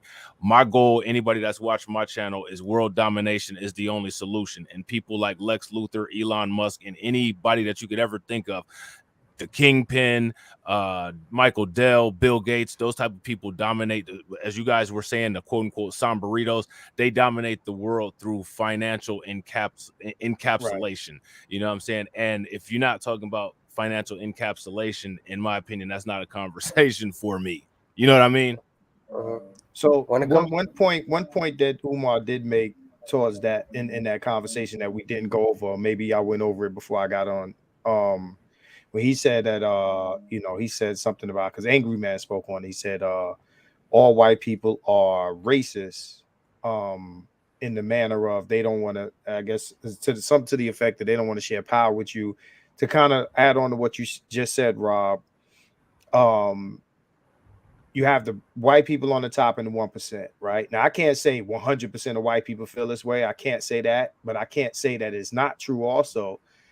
White people at the top, your Bill Gateses, your Elon Musk, and those people are not necessarily trying to part the Red Sea for black people to be at their level. And the people beneath them are very comfortable in the reality of seeing these guys on top. Right, because it benefits them. Right, because their sensibilities, at least to a certain degree, not to 100%, because again, white people bang on other white folks, right? Through classes, but they have more sensibility, or at least they feel such, right? They overlook that they might have more in common with the black man on the same class level than the white man above their class level, and that's how they see it. They see, okay, our commonality is race, so not only do our sensibilities match, but I see myself in you, and maybe I can get to where you are, as opposed to if we had an overabundance of black billionaires, that would be a scary thing to see for white people on that level and beneath. So if that's how you define white supremacy, then Umar is correct. And at least almost a high percentage of white folks feel this way. Like I forgot the dude that Pearl interviewed with. You're talking about Nick Fuentes. Nick Fuentes. A lot of white people feel that way, where they feel like they are comfortable seeing white folks in authority positions, and a lot of black people feel that way. More black people didn't want to admit to it. Right. We're uncomfortable seeing black men with weapons. Mm-hmm. Even if that's weird. Even if it's legal ones, out here we open carry, and it's uncomfortable seeing you see a white dude with a gun. It's That's how it's supposed to be. A lot of people think Right. that's how it's supposed to be. Can you imagine? Like even like I ain't even trying to be funny, man, but like you know, like at my job, you know what I'm saying? Like I run my shift and we get people from agencies, temp agencies, and what's interesting about it, right? And again, see, this is the kind of stuff that people get emotional about and they get mad because they know that it's true. You know what I'm saying? In most cases, the black temps will walk right past me and go to a white person who's at a lower level than me and ask for their assignment. And the white person is like, yo, you know, there's the supervisor right there. You need to go holler at him about the schedule and where you're going to be working at. Right. And like, I look at that and like, that's, I kind of like look at the person that walks past, like that's such an embarrassing behavior to do. Like that's such an embarrassing thing to do. Like you don't even, you know, like now, as far as Dr. Umar Johnson talking about quote unquote self-hate, I find it interesting that doesn't come up as something that's self-hate, that like you'll walk right past somebody like you and just not assume that person is running things. Like to me, like that's the epitome of self-hate. Like, you know, Umar Johnson can say whatever way he say, but like that's wild. But and then like what I find interesting is that it's only us that does that. Anybody else, when they come up, they'll be like, who's the supervisor? It's just wild, man. Right. But you got to understand, humans are creatures of habit, and you know, like in this environment, right? You correlate, because I tell people all the time, race is class in America. I don't care what nobody says. Race is class in America. At least that's how they try to push it. That's the whole point of race in the first place. White man on top, everybody else below. Right. So, you know, racial hierarchy, because there's no such thing as race. Right. So it's hard for most people just on their, I guess, just the basic cultural norm to not correlate authority with whiteness. So whether you love or hate black people, it's like the black doll experiment with kids. It's not that they hate black people, they correlate because you understand what I'm saying? That's what you've learned. That's the socialization. Like that's the social engineering of this society, is that you correlate whiteness with not only authority but also wealth. So sometimes it's a hate or self-hate thing, but not all the time. It's just how we were socialized. You understand and educated. Yeah, socialized and educated. Rudy Ray is right too. That happens all the time. Like you just be walking through a store and like a white person will be like, "Do you work here?" And it's like, "What? Do you see a name tag? Do you see me wearing a Walmart vest?" Like, you know, I think it's another thing that's big, and I'll make this real short. Is that when it comes to the mainstream media, they actually want to point out all the and what we've seen through history is that they want to point out all the gun violence in the black community and all that stuff. But before all that happened with the crack epidemic, black people were using these guns to, you know, pretty much to stalk off racism. They were in sundown towns. They never promoted any of that throughout history on, you know, the mainstream media, which was, of course, the Caucasian media. But as soon as black people started acting wild, and not all of us, but a small minority, you know, the loud ignorance, as soon as they start doing that, then you can just pretty much explode with that. You know what I'm saying? And they do the same thing right now. I'm in Houston. There was there's two dummies. One's 17, and I think the other one is 15. They did a drive-by shooting, and they didn't even freaking they didn't hit nobody, but they just got arrested today. Both of them wearing pink jackets, looking like they just left the nail salon. And you know what I'm saying? They're gonna promote that, you know, just to make everybody look bad. But these are just two ignorant people who listen to the wrong media, who always, you know, pretty much follows the wrong crowd. But this is what the mainstream media want to promote about each community, the bad parts, except for some communities, because I don't ever see them doing about the small hat community and the Caucasian community. You know what I'm saying? Like, but they'll do that with other communities, especially the black community, because they want to say, and conservative pushing point is that black people, you are your worst own enemy. Nothing else matters. Yeah, that's wild. Everybody commits proximal crime. Everybody. White people kill the most white people. Oh yeah, I saw that crime report today. Did anybody see Professor Black Truth's crime report? I was actually sad about this one this morning, man. You talking about that guy Chad that shot up his 3 kids? I actually and left them on the lawn, bro. What? Yeah. You left your kids in the front yard after you executed them, bro. Yeah, that's sad, man. I mean, that was the first one I was actually like real sad about right there. Yeah, that's wild. So I figured I may as well just put up the Andrew Tate article to make it hold look on, like hold we on, actually talked about it. Hold on. Go ahead, TD. Hold on, What's bro, good, bro? Real quick, because I actually really have to bounce. I just had to set the record straight because I had jumped into the conversation late. Yeah, I'm not tolerating anybody trying to give Umar props for talking about local politics. That's my grift. Okay? That's my grift. That's my bag. I've been doing that. I just want to set the record straight.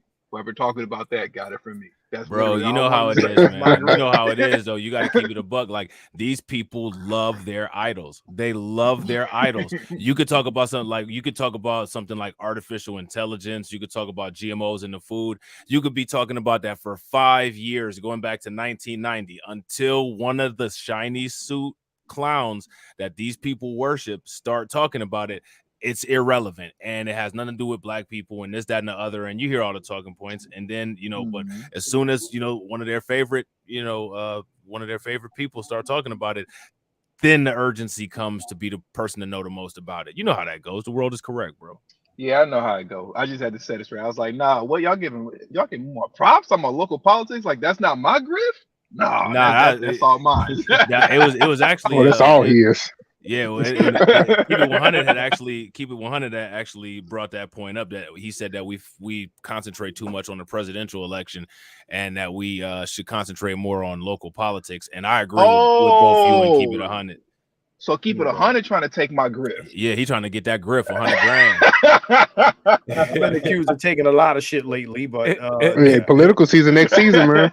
No, we just gotta start somewhere. We just messing with you, Hunned. We just messing with you. No, I know that, but I'm just saying other guys. I'll address those. You know what I'm talking about, Rob. I know what you're talking about. I'm in the space. I'm stealing. By the way, you guys, Rob and TD, you guys interviewed a guy, a local politician, I think in Louisville or something like that.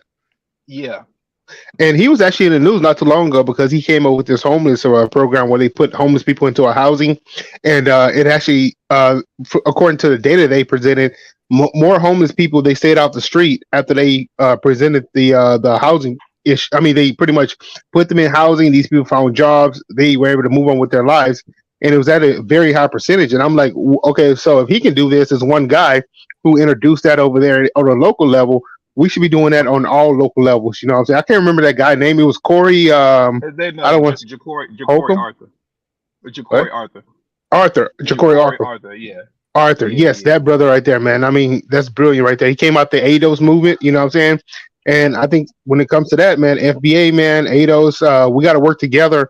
We can have our issues, but Gelegishi, Freeman, we can have our issues, but overall, we need to stay focused on what's the main agenda. And the agenda is helping our people stand focused, get away from this nonsense. You can participate in nonsense when you have the free time on your hand, but you shouldn't have like 100 free hours to nonsense a week, you know? As long as you let Umar Johnson and some of these other clowns be the daddy and tell you what to do and you check off all the boxes, you know what I'm saying? Like, I guess that's everybody can work together as long as it's under a tyranny of you know what I'm saying, people getting policed and getting told what to do. You know what I'm saying? But but for sure. But I gotta dip up out of here though. But all right, for sure, TD. I'll holler at everybody later. Peace. All right, for sure, bro. But I agree with you though. Jay. Like, people do need to work together, but the question is, will they? You know what I'm saying? We, like, a lot of times people are too emotional to even deal with a simple disagreement on things that don't even have anything to do with them. So, like, if people can get beyond that, that would be the optimal solution. And me personally, as you guys can see, I'm always down to work with anybody.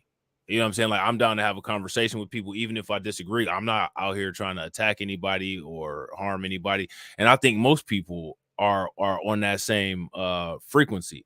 You know what I'm saying? I think it's just people have to open up avenues and, try to have effective communication and actually talk about things that people can take back from the content that they watch and actually use to try to build and create things in their own situations that they have. You know what I'm saying?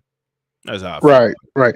And I'm not saying that Ado, I don't know that much about Ado's PD Chicago, but I know somebody like Ja'Cory Holcomb came out of the movement. I don't know if he still associates with Ados today, but if somebody that good came out of the movement and it had a positive impact, I'm saying that we should be able to work with, I don't care what title they have, we should be able to work with anybody who's willing to do good. We have to keep vetting them over time. Like, just because you got with somebody yesterday don't mean they're the same person 5 years from now. Got to keep vetting them. But if he's doing that work right there that I saw him doing over there in Louisville, we have to get more people like that into office, because that brother, he's really helping the Black homeless population get back on their feet. And that's going to be a real economic support system for the Black community.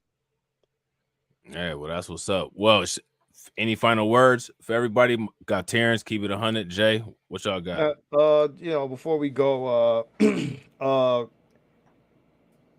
anybody listening that follows me, just me and Rob, I plan to do a stream about politics with him. So if you interested, you could check that out. Because a lot of guys, man, Rob, they've been asking me to do a political stream for a while, because I get into a lot of these political debates, right? And not only for that reason, but because I think they don't really understand what my politics is, even though I say it a million times. Right.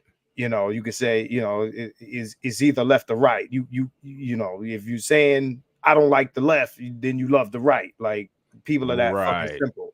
Right. So we're gonna have if you down, and I know you down. You already know.